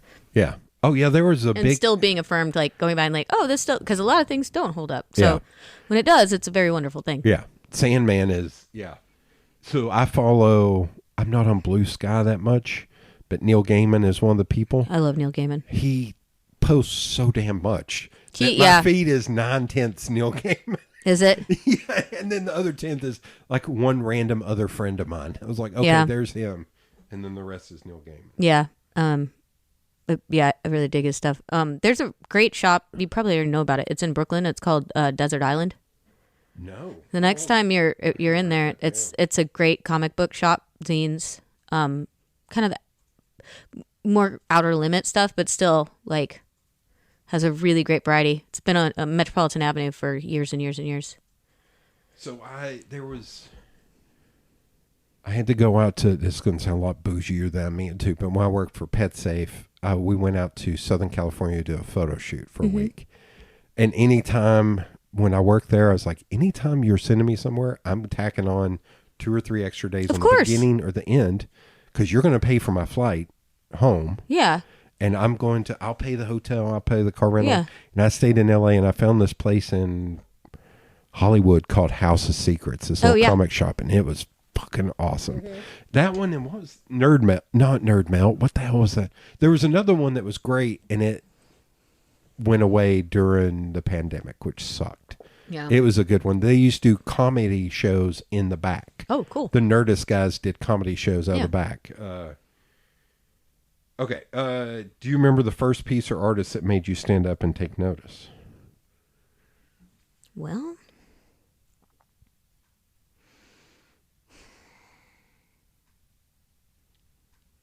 I will say, in terms of,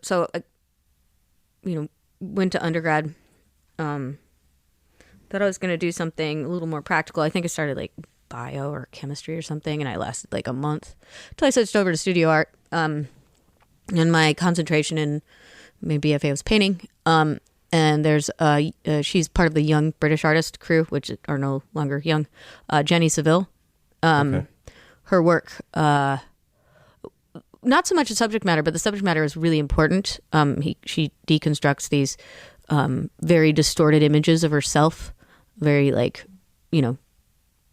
amazing, giant, powerfully Zaptic images that are beautifully, kind of violently sculpted with paint. And I guess I'd never seen anything like that before. And I think the way that she treated the medium was very eye-opening to me. Okay. I guess I'd never seen anything like that. The paintings are giant.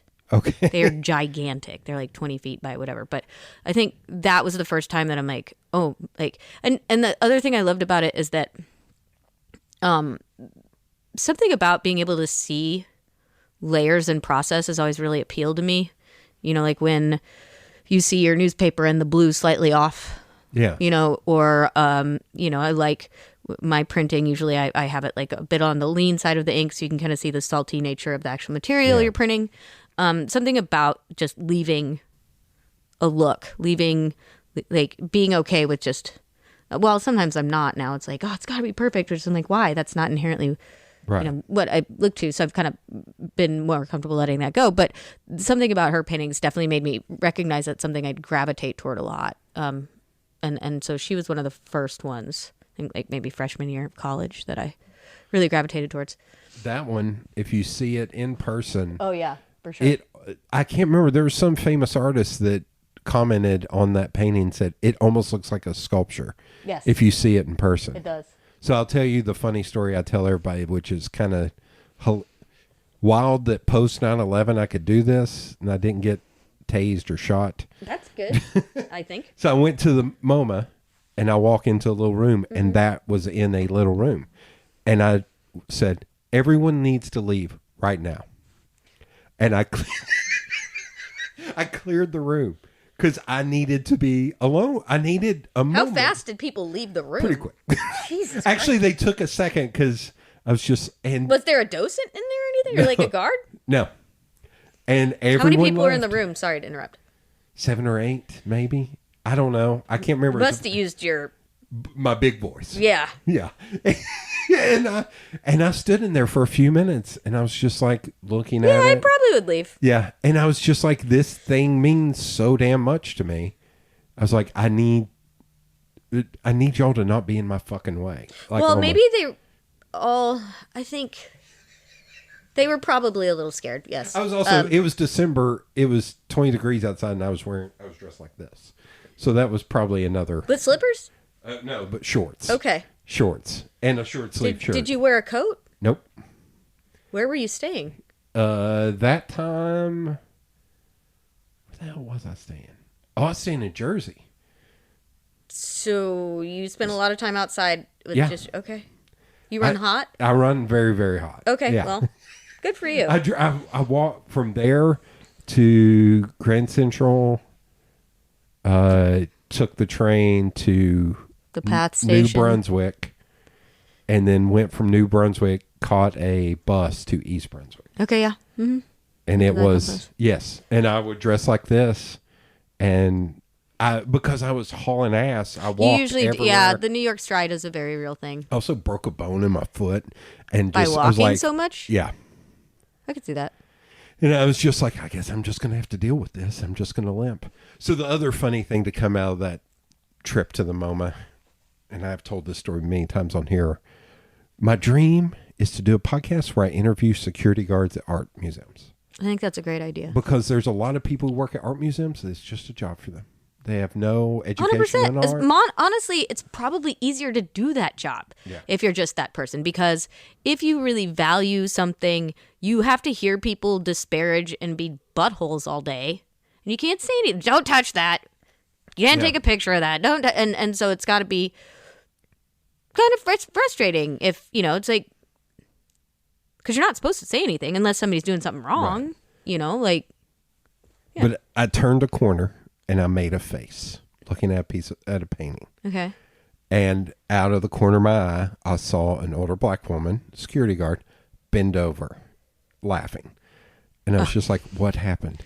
And she came up to me and she put her arm on my shoulder and she's like, I can't remember if she called me sweetie or honey. She was like, that's the funniest thing I've ever seen. And I was like, what was your face? What? And she was like, the face you made when you saw this. What painting was it? It was either the one with the one dot in the middle or the one where the 4 edges for like an inch were painted a different color. But it was a blank canvas and like red, purple. Like a Mondrian or something? No, it wasn't Piet because I like Piet Mondrian. I don't know. Or there was one other one that it was like a 3 foot by 3 foot super canvas minimal with one dot. And I said, ma'am, I've been doing art for like 20 years. I don't know what the hell that is. But that's the beauty of it. You don't have to get it. And I think that's a where I get frustrated is when I look at that and then I see 8 paragraphs on a piece of paper next to it. I was like, that's some bullshit. That's probably some bullshit. Maybe, yeah. But whatever face I made her laugh. That's great. And made her day. Yeah, I think you did. You were doing the right thing then, Like, clearly it affected you in a way that was entertaining to her. So that's good. This is the big thing I had when I had Josh on is there are a few people that I'm like, I don't like them. I don't like them as human. I don't think they're artists. I think they're bullshit. Yeah, I have some of those like people. Richard Prince is one. Yeah, yeah. Stealing from others is a big problem. And I said, but yes, on the flip side, because he has the platform to do so, and nobody's going to touch him. So yes, I don't particularly care for Rothko, but I don't shit on Rothko. I know it means something to people. It doesn't hit me in the way it hits other people. I think you have to experience it in person. I have a few times in DC. I think DC, Chicago, New York, and I just look at it. But that's the thing. You don't have to like it. You don't have to get it. But that's my point. I don't hate Rothko. Yeah. But Richard Prince, I'm like, fuck him. Well, the mess. It's like I really dislike Damien Hirst. I mean, he's just a shithead. Well, another one was I got into an argument with my friend Michelle. We were going through the art museum in Philly, and there was a painting that was like of a landscape from 1400. And she was like, that's some boring shit. That is a couch painting that would be hanging over your grandmother's couch. Did she really look at it? Yeah. So then we go into another room, and it's Cy Twombly had taken over an entire room, and it looked like a 3-year-old with a crown. And she was like, now this is real art. And I looked at her, I said, fuck you. Like, you are out of... That's a beautiful example of subjective taste. But I would say I find value in both of those things. I would like to look at the painting and maybe, like, but I told her, there's some amazing things that people are able to do with paint to make it look like it's actually illuminated. Well, the piece from the 1400s, I was like, do you know how hard and technical it had to be for that painter to do that good of work? Yeah, because a lot of the mediums and the paints that we work with today weren't a thing then. Yeah. And you're poo-pooing it because grandmothers had paintings like this hanging above their couch. That's some bullshit. Well, that's all the argument of like content, context, and craftsmanship. I've taught a fair amount of art history, and I think that how societies in the breadth of human existence, how they see the world and then how they reflect upon that through imagery or just mark making or building structures said something about who we are. I love my friend Michelle to death, but she's also the same person that said Norman Rockwell's bullshit. And I was like, Jesus I don't think he's bullshit. I think he's been spoon-fed to us for so often that like you have to take a moment and pull yourself out of that. He's been put on coffee mugs. That's your problem. You have to pull yourself out of the moment of, yes, this was on a cereal box. Yes, this was this. Yes, we've all seen the turkey and the publication, the Post. Saturday Evening Post. Saturday Evening Post, yes. Yeah. So, but if you really look at how the construction of his work and the subject matter, and like there's a lot of things you can look at and you can really appreciate about it. I mean, that's the thing. That's what I love about what I do. I will never figure everything out, obviously. Sometimes I think I know what I'm doing. Everybody still has their moments where they fuck up. But I will never know everything there's to know about design nor letterpress nor art nor illustration nor how the world works nor whatever. And that's, to me, that's comforting. I find that to be motivating, a good overwhelming, because when I get bored, I kind of shut down. Well, I will say, so that same trip, what prompted that trip was I went to DC to Smithsonian. Mm-hmm. The two biggest private owners of Norman Rockwell paintings had lent their paintings to the Smithsonian. And those two private owners are Steven Spielberg and George Lucas. So they lent them. So I went up there to see that exhibit. That's cool. And there was one painting of a guy in a museum looking at a Jackson Pollock painting that Norman Rockwell had done. He had painted it. It was the cover of a Saturday Evening Post. Yep. And so I'm reading the thing on there, and it said, that's not actually a Jackson Pollock. That is Norman Rockwell imitating a Jackson Pollock, and he said it's the hardest thing he's ever done in his life. Of course. And I was like, that's fucking awesome. That this guy who does like crazy realism is like, no, this is awesome, and this is also the hardest thing I've ever done in my life. Yeah, it took him out of his comfort zone. I was like, that's great. But also probably taught him a lot of respect for... Oh, yeah, for Pollock. Yeah. That was, anytime I go anywhere, Although, he was kind of a shit too, but I think a lot of we can have that talk for eons, so it's not really important. My first art classes were at Whittle Springs, and the teacher I had was obsessed with two artists, George O'Keeffe and Salvador Dali. So that's all we learned for 3 years was those two artists. Not terrible ones, but there's a lot missing there, obviously. But like my buddy Anthony could draw comic books perfectly. Again, yeah. And then he would shit on him, and he was like, "What are you doing? This is not real art." That's one of the things. Yeah, I don't agree with that at all. I was like, "No, that's fucking awesome." That Anthony. That's why I didn't call myself an artist forever, because I grew up around people who were tremendous, and I was like, "No. Anthony's the artist. I'm not an artist. I'm some schmuck that." Well, I mean, to be fair, a lot of people think they're artists now that I don't really. Yeah. That have a quadrillion followers on Instagram. So. Yeah, but that doesn't. Are they artists? I mean, sure. That doesn't always buy them. It's amazing how many people I know with large followings that still are not making it. Yeah. Oh, It's insane. I don't know, but yeah, that makes sense to me. Okay, so you're in high school. Did you know what you wanted to do when you were in high school? No. But I just knew what I liked to do. And then you decided to you went to Iowa. Yeah. And you said the first semester you were messing around with other things. Mm-hmm. And then what made you do art? What made you choose? I couldn't do anything else. Okay. Yeah. So I graduated with my BFA in painting in 2002. I didn't really know what to do. Really good at filling in the blanks and like writing the papers and painting the paintings. But like when it's all said and done, I didn't really know what the next step was. I was like, maybe I want to go to grad school and eventually teach, but I'm not going to do it straight out of undergrad. And so I moved to Chicago and I worked there for like the year and a little extra. I got a non-degree assistantship at Bucknell University in Lewisburg, Pennsylvania. Okay. So basically got paid a pretty modest stipend to help be a TA in the drawing and printmaking and painting classes and, keep up the studios. So I had side jobs, but the rent was really cheap, and I lived there for 2 years. Was that your first experience in printmaking, or had you done something? No, actually, when I graduated from... The reason why I got that Bucknell gig is that there's a really amazing group of grad students that I got introduced to my senior year of undergrad, and I started asking them a lot of questions and kind of planted to see, like, maybe I'd like to do this, teach or whatever. And I'm pretty sure all of them are still teaching in colleges. And it was a really, just to see the collaboration in action, the communal studio versus, the practice of painting, mm-hmm.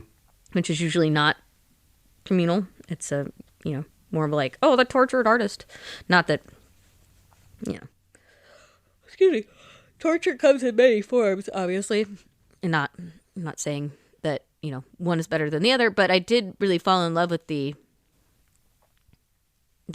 communal studio setting, my final year of school.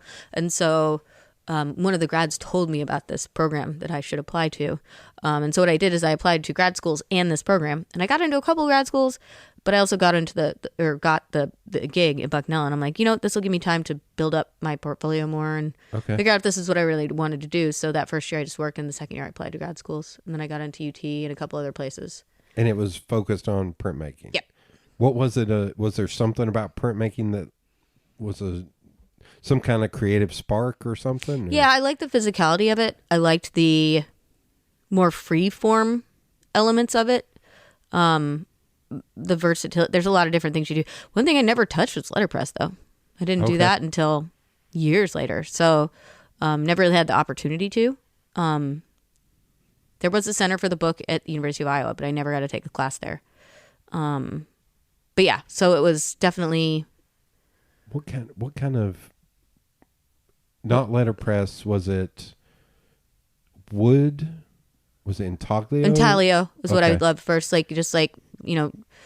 Really and lots of variations and, layering transparent colors and really biting into the copper and creating these spaces is something that I really liked. Also, materials are a lot cheaper back then. So here's the funny thing. My art teacher at Fulton, I'm going to start a drinking game. Every time I mention Fulton on this podcast, you have to drink. And you have to drink. If you're not the listener, and if you're not drunk in the first hour, then I'm not doing my job. But Miss Waller, who was our teacher at Fulton, she was a former professor at UT. Mm-hmm. So we did screen printing. Oh, that's great. We did intaglio. We did intaglio in fucking high school. Yeah, I had to teach myself how to screen print because all the classes were always full. Yeah. And so I was like, well, we'll just get a crappy kit. She and I taught myself. anything, charcoal, every single bit of great. art. And I was like, fuck, I bet. But there's 2 younger teachers up there I've met, and they're kind of grabbing the bull by the horns and like, we're going to teach these damn kids art. At Fulton? At Fulton. That's amazing. And I'm so happy. They started doing Instagram just for the art program up there. That's awesome. They have open studio That's great there. too. And I was like, fuck yeah, man. I was like, I want it to, especially the kids there. I want the kids there to learn about art, to where it's not all math and you have to go to college. Mm-hmm. Yeah. Okay, so you're up there, Pennsylvania. Which part of Pennsylvania? Lewisburg Central, PA. Where is that in the... is it near one of the cities, or is it in Amish country in the middle? It's on Amish country. It's about an hour away from State College. Okay. About 3 hours from Philly, 3 hours from New York City. Okay. So you could still... It was nice because I got to go to, like... I did go to New York City and, like, went to shows and went to, like, galleries and really got to experience that on the regular for the first time, which was really important for, like, where I was at the time. But then how'd you find UT? How did I find UT? I know they're the number 2 school for printmaking in the country. I think that's what I looked at that, which is funny because like I don't really think that matters at all. Yeah, I kind of looked at rankings, but then I also looked at places that had money available. Okay. Because that was a factor. And the big thing was that I visited a couple places, and UT just stood out to me as having great facilities, and I really got a good feeling from studios. And so, also, the middle of Pennsylvania looks a lot like East Tennessee. It does. I don't think it's as scary as the middle of Pennsylvania. Oh, it's the middle. I just drove through on my way back home. It can be real, like coal mining, really poor coal mining. Not that, like, I mean, there are areas. Looking at the Amish people. No, I'm not. They were fine. For the most part, they were fine. It was more like there was a bar we would hang out at called the Townie Tavern. And there's this older guy named Bob, who was awesome. Unfortunately, his wife had passed away from cancer a couple of years before. So he's taking a lot of classes. And he was this very awesome character, and he wore Grateful Dead shirts all the time. And we called him the Pope of Pasadena for some reason. I think it's because he had this wild story when he was like in his hippie years where he like got ordained in the back of a van in Pasadena. And so he started calling him the Pope of Pasadena. And so Bob made friends very easily. He was probably like 15, 20 years older than me. Great guy. Was taking classes with me, but basically became friends with the small group of us. And one night, there was this like kind of weird dude hanging out. And Bob's like, oh, go have a cigarette with him. Like, just Bob's really friendly. And then he comes back and he's like, I think I just got... This guy tried to recruit me for the Ku Klux Klan. And I'm like, what? And he hands me this flyer and I'm like, holy shit, Bob, you're right. So it's just like, the racism was like kind of this really scary undercurrent, like, but it was very there, if that makes sense. That's what I think's hilarious. Weird use of the term hilarious. How much people bag on the South. Mm-hmm. And I'm like, if you go an hour outside of any major city, you start getting there are rednecks everywhere.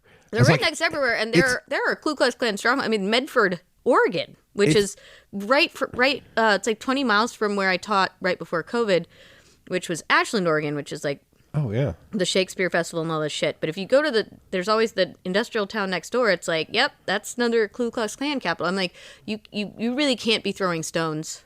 It's the Michigan militia, for God's sake. Yeah, exactly. Like it's insane because have friends. I mean, maybe that's the stereotype that everybody just really expects it in the South. And I'm not saying it's not here because it is here. Yeah. But I have experienced more like more of these weird kind of moments in places that aren't the South. So it's funny.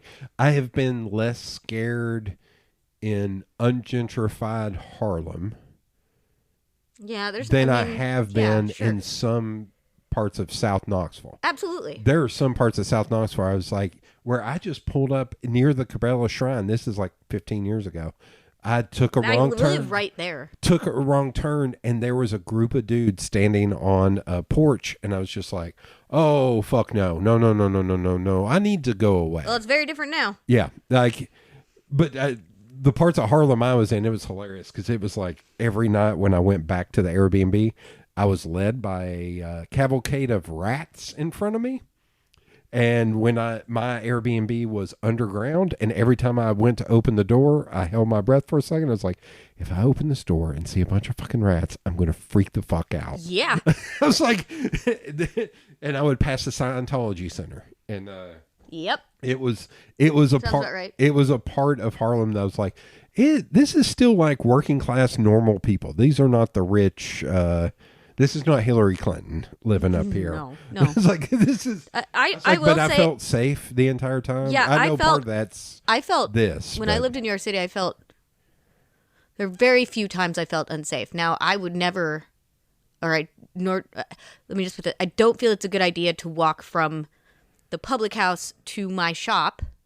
Yeah. Which is less than a mile, maybe a mile. Yeah. After midnight. Yeah. It's because there's less people around. The lighting, like our city infrastructure, if you want to start a silo, is horseshit, especially for pedestrians, cyclists. So, just to have a decent amount of light so that you feel safe, that you feel, like you can be aware of your surroundings, it used to be worse. I will say it's gotten better, but I don't really think that says much. Hey, hell, I can't remember who I was I think that telling says the story to the other day. I went last, I guess it was November, to see Tony in That's amazing. Columbia, South Carolina. And I was like, oh, it's only a mile from the hotel. I'll just walk. Yeah. And I got to the venue. I was like, I could have totally driven. I was like, there's plenty of parking.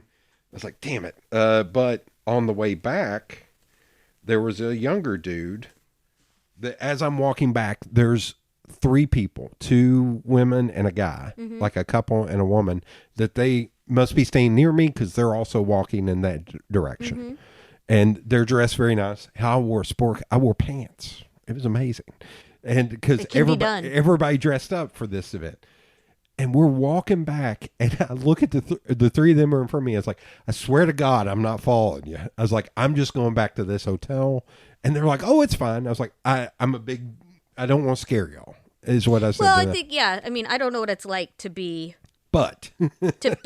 of your stature. But there's a kid kind of hanging out in a doorway. And I clock him, and I'm like, all around this venue, there's hardly anything open. There's a lot of derelict buildings. And I'm looking at this kid. I was like, something's going on. He wasn't at that show. I was like, this is very weird because he's standing almost like with his foot up against the wall. Yeah, you could. And so we start walking. He falls in behind us. I'm like, fucking hell. So I'm like, so we're walking along, and then we get to a point to where we need to cross the street. He walks like 25 feet to the left, walks into the street, turns around with his back to the other way, facing us, staring at us. Yeah, no. As we're crossing the street. So because I grew up kind of tough, unbutton my jacket, pull off my watch. Like, I'm doing all the things of like, to signal that maybe you shouldn't be. Well, no, if I have to fight, I want to free myself. Like, I'm literally doing anything I can to like, okay, if I need to fight, I will be ready. This kid does not understand what he is going up against, because I have fought much tougher people than him. And so he keeps acting weird like that. And then there finally hit a point to where I was like, crazy. Fuck this. I can't do this anymore. Because the people in front of me were too slow. Because I would just hoof it and walk fast. And so they went straight and I turned left. And the whole way I was walking left, I was watching in the glass to see if he was following behind me. And then I got to a certain point, and I just turned around and I looked for him.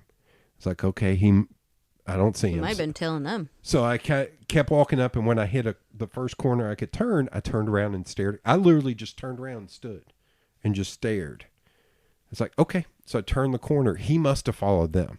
But it was just creepy as shit. And I was like, I'm in the middle of a city. Like, well, that doesn't mean anything. But I meant there was... this is not a place where... It felt weird to feel unsafe. I was like, I don't know that I feel unsafe, but I know something is going on over here. I don't know what's going on with this kid. Yeah.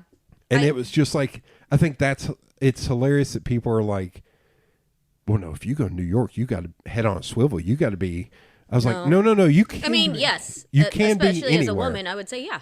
You can't be. That's the other thing. I have big guy privilege to where I know I can walk around and be like, probably not going to get messed with. Sure. Except for drunk dudes. Drunk dudes want to prove that they are men around me, which is, I've had to stop that a lot. That's ridiculous. And every time I've had to stop it, it's been something to laugh about later. There was one incident at Neyland Stadium that...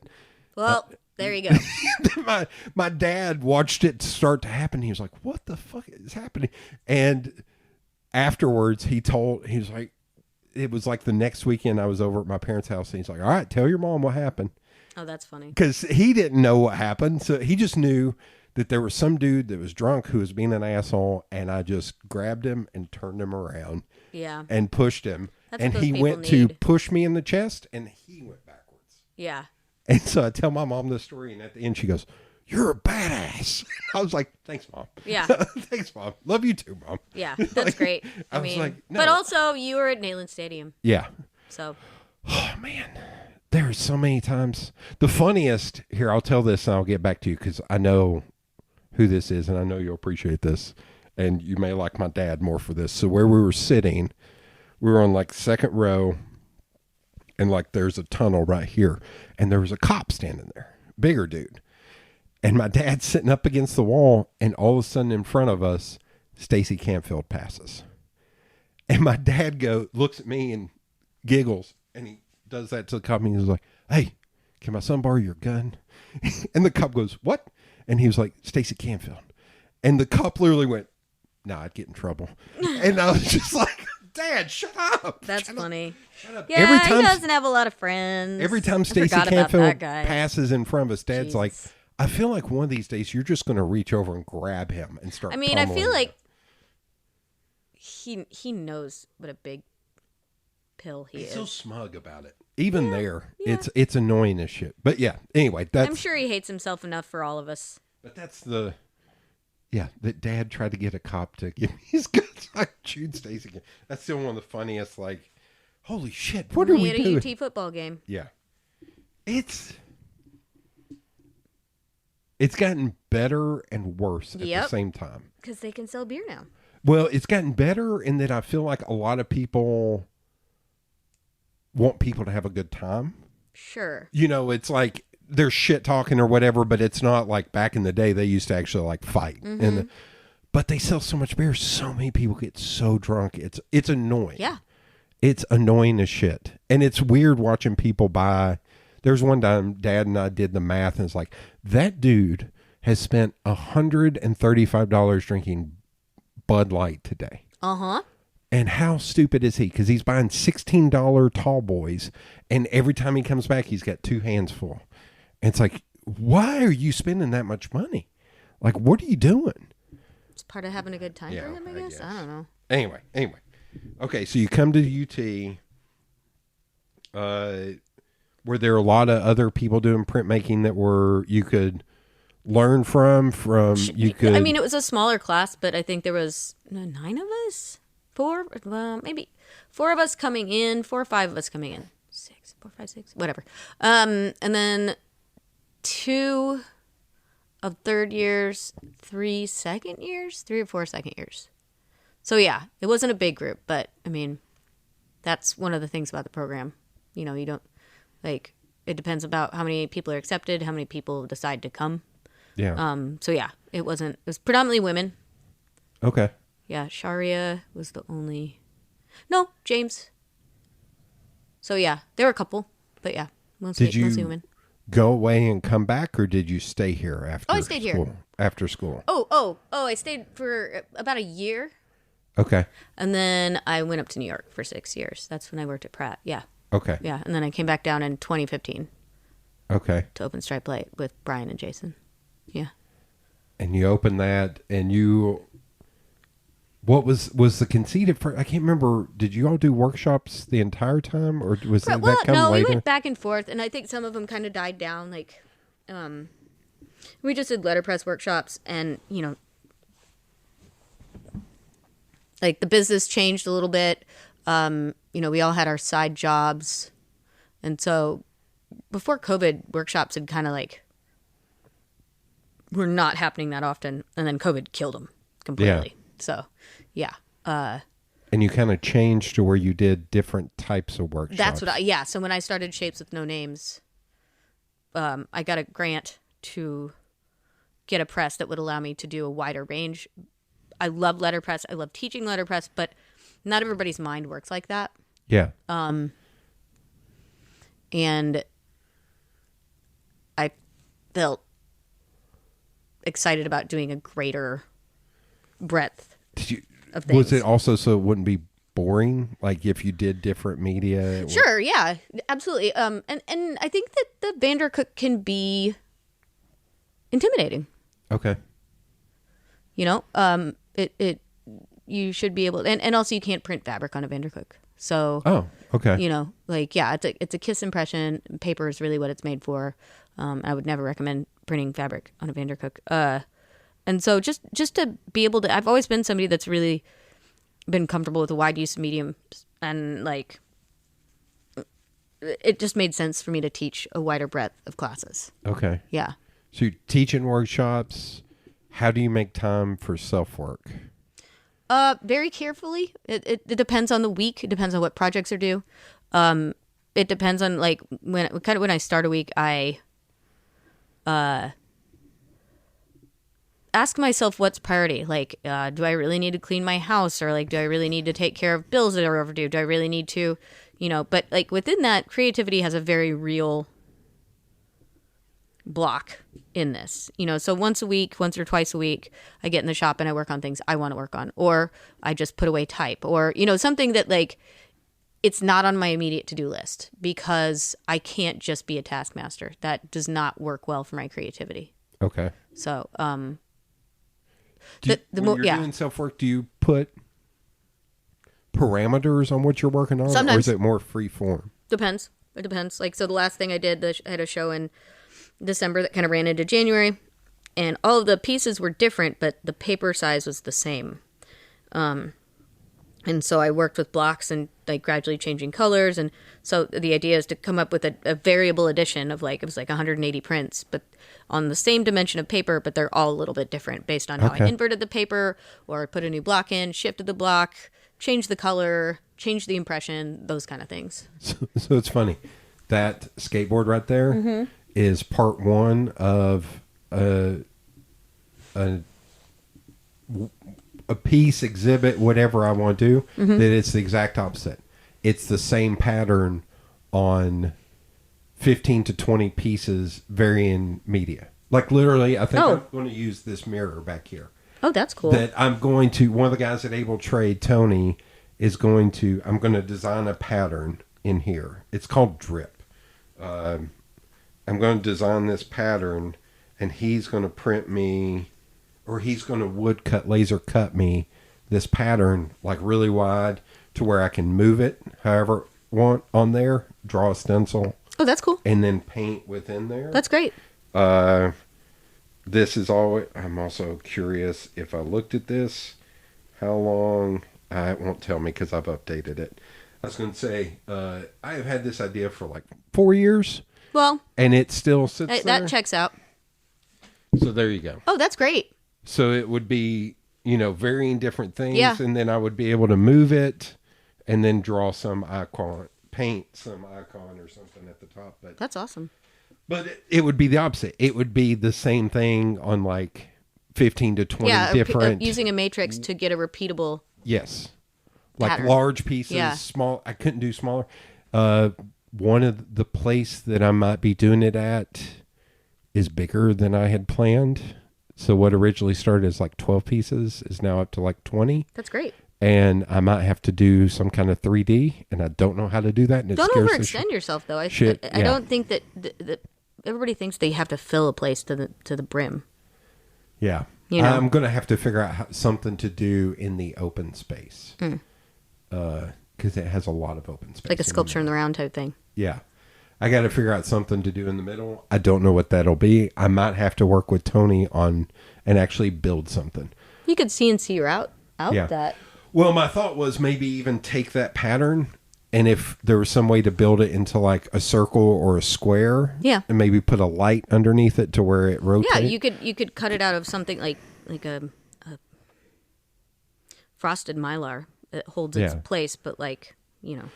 But anyway, I'm still, but it's funny because I'm doing the exact opposite of what you're doing. You did. Do you work in other media? Do you go back to painting or any constantly. of that? Yep.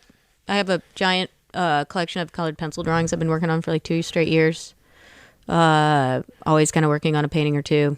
Do a lot of sewing and applique elements. I kind of float from thing to thing constantly. Okay. That's one thing that kind of keeps me interested. I no longer fear that I'm just going to be left with a bunch of half-finished projects, because usually, you know, there's a reason why I shift into something for a while, and I'm okay with it taking a couple of years to finish. So yeah absolutely.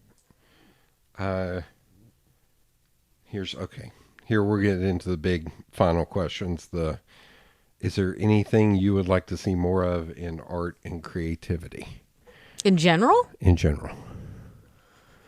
Diversity, always. Not only in, you know, sexual orientation, race, gender, but, you know, medium and opportunities for high schoolers and middle schoolers that are super low cost or free. Yeah. Locally, more opportunities for artists, like realistic ones, grants that go towards businesses or outreach that actually helps, you know, answers questions and, you know, connects people in idea generating and or fulfilling ways. Yeah, those are the big ones that I would think of. Is there anyone you would like to work with?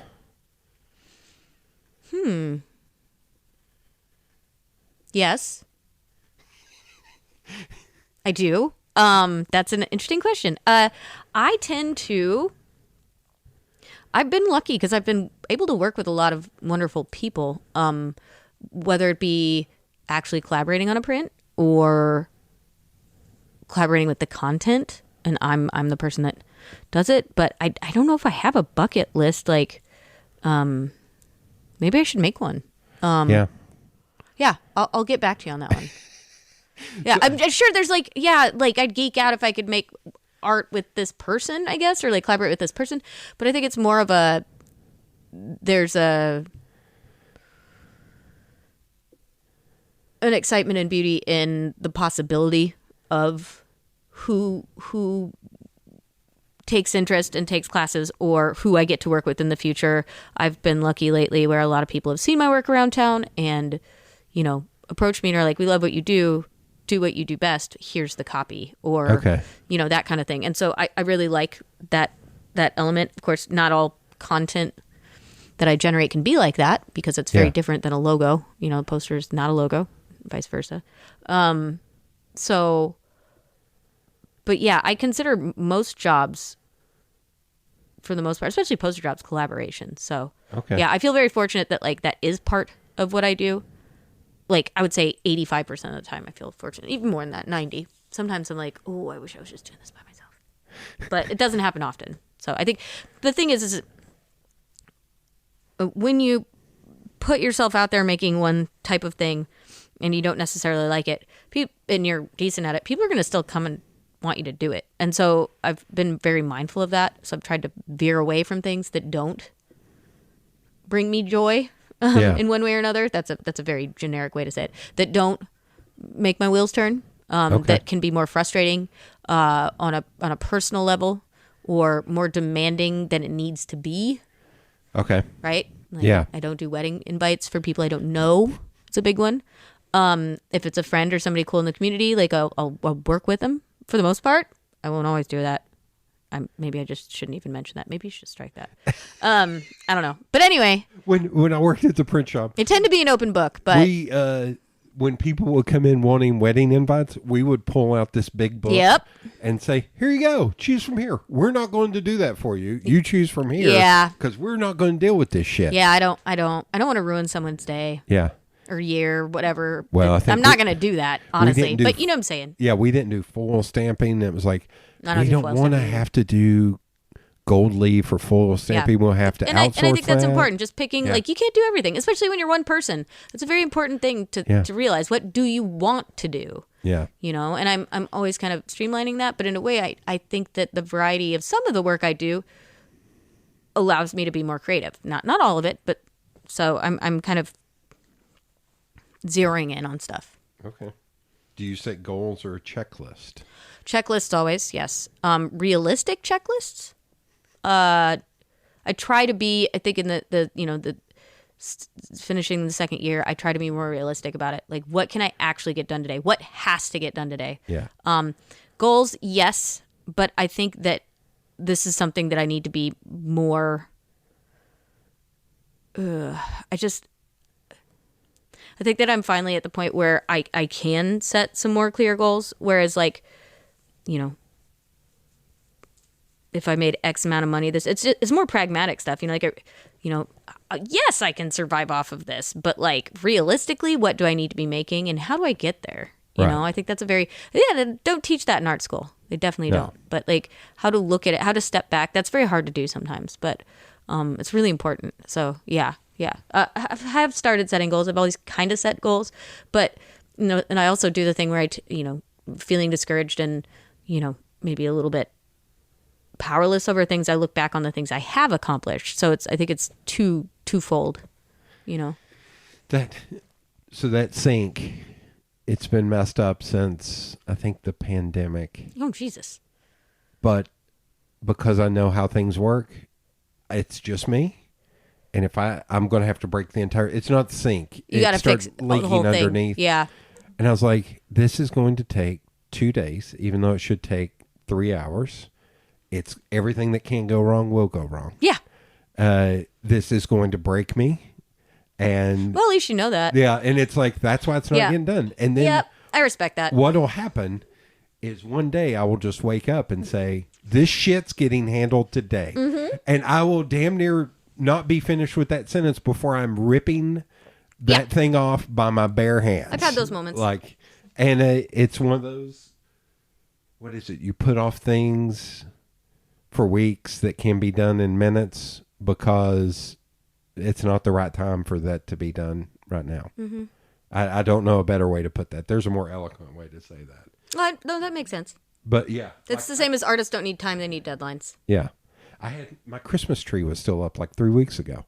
And I finally took it down and I was like, because I like turning. See, you know how I fixed that? I just don't put up a Christmas tree. Well, I like turning on the lights. Sure. It makes me happy. Yeah. But then it got to a point where it was in the damn way. And I was like, all right, now it's got to come down. Yeah. It's in my damn way. Yeah. It's got to go, man. You gotta move. Yeah, I think it just depends. And it got done in like an hour. Sure. I had that thing done. I've definitely reached those moments of yeah. I can completely relate to that. Do you know what you'd like to do in the next 10 years? Survive.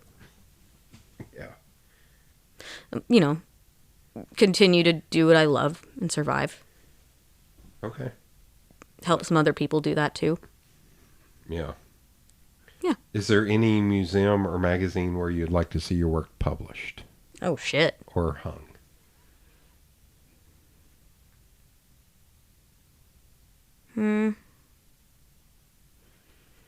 Guess I've never thought of it that way.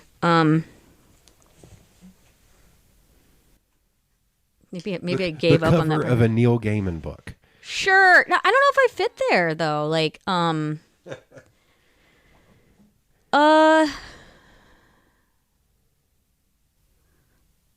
That's a really good question. And I don't know why I'm hitting a wall with these last couple. It's things that I should maybe be thinking about. But I've always gone to museums to see stuff that, like, you know, to experience things in person and then to see things that I hadn't known about and or experienced before, and then kind of, you know, break them apart and or just kind of, you know, take in visual information and disseminate it whenever I get the chance. And I guess, so I've never thought about putting my work in it. So like for me, when I make something, like, I mean, I still make what I guess I would consider to say art with a capital A or fine. And again, that's just such a shitty, classifying things like that is just a slippery slope. But, you know, maybe to be recognized, I don't know, like, I really like the website It's Nice That, you know. Oh, yeah. It'd be cool to be on that website to highlight my work. I guess maybe I think more realistically. I don't even think I'd be on that website. But anyway, so I don't know if my work belongs in the National Gallery. I could say that. Guggenheim, sure. But yeah, I mean, you know, like, I don't know if I fit there, and I think that's okay. You know, like, I would just like to be satisfied in my growth as an artist continuing forward, and not compromise myself. And I don't think I've done that so far. People may think differently, but I don't think I have. And yeah, it's weird how sometimes I don't think about that stuff. So, okay. Yeah. And if you could talk to the 14-year-old version of yourself, what would you tell them? Take some time off before you go to college. Don't take shit so seriously. Take your time. Take your time. Mm-hmm. That's a good one. All right. Well, thank you for being on. Yeah. I hope I didn't, you know, cause too many like audio mix-ups and bleeps and shit like that. So yeah, thank you for having me. This is great.